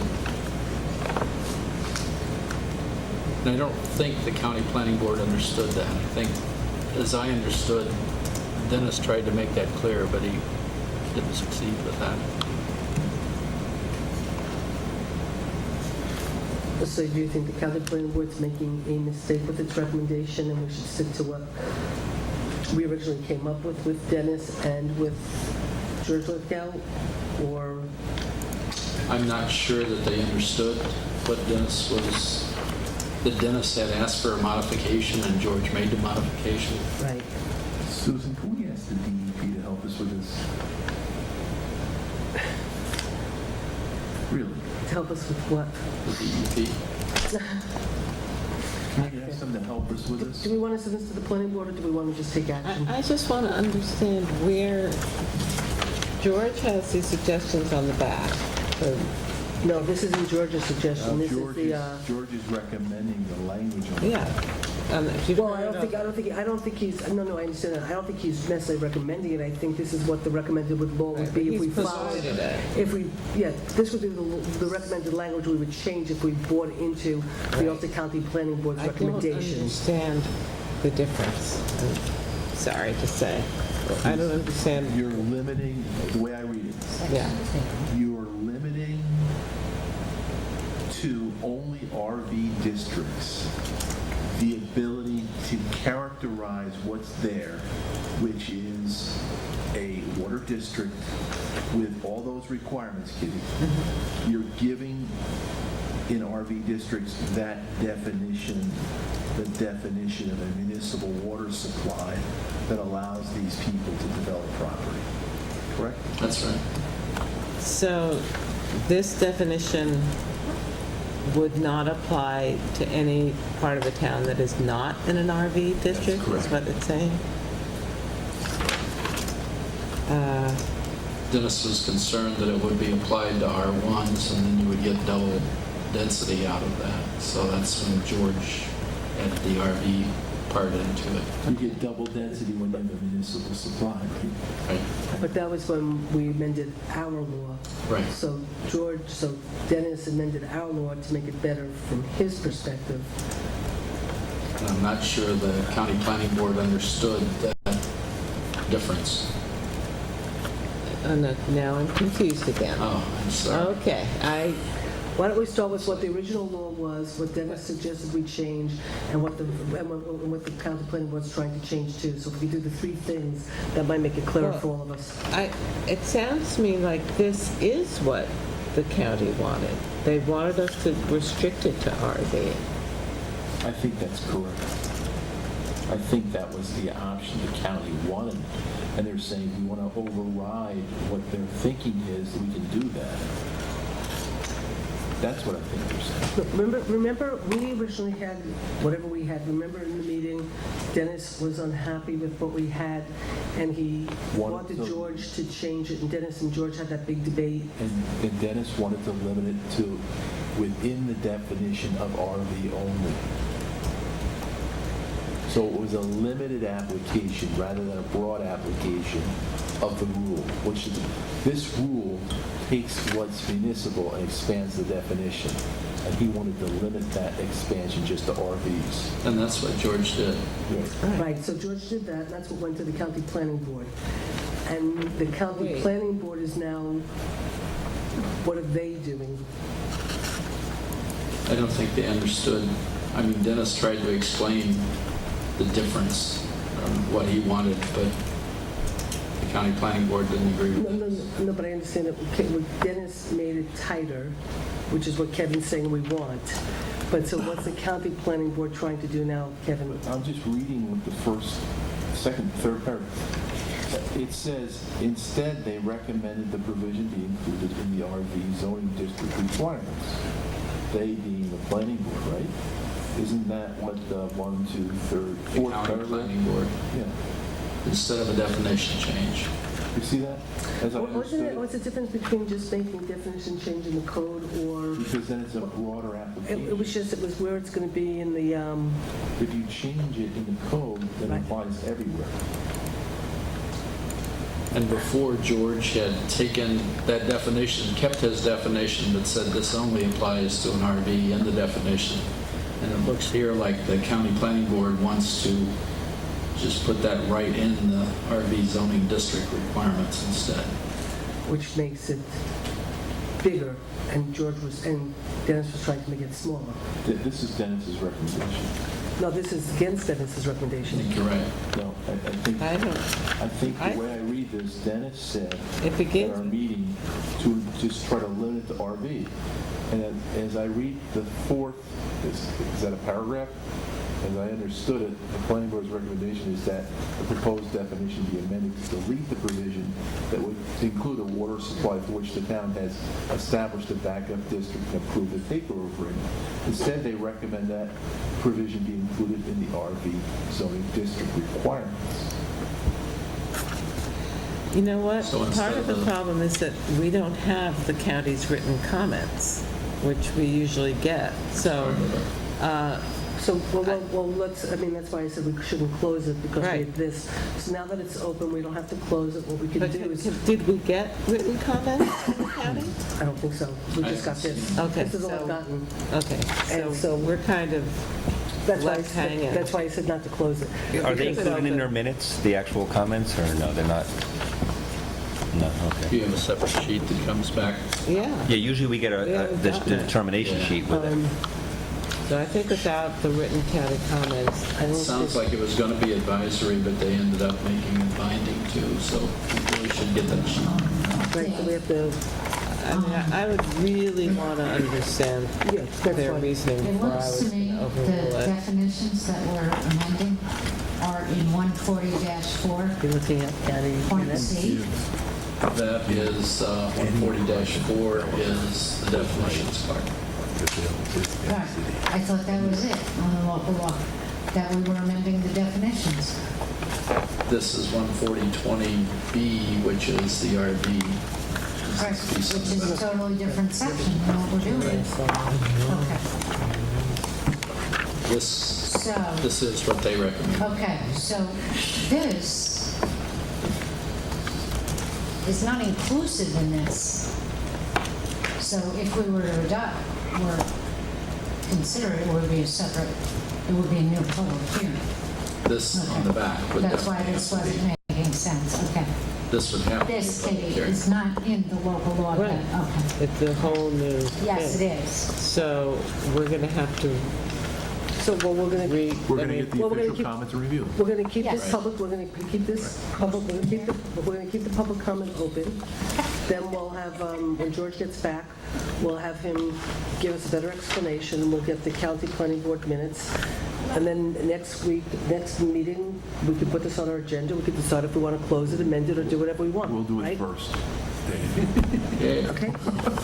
Okay, so is everybody okay with that? Yeah. Okay, do I have a motion to close? someone. Do I have a second? Second? All in favor? Aye. Motion so carried. All right. Cut. Didn't even go into overtime, look at that. Oh, all that.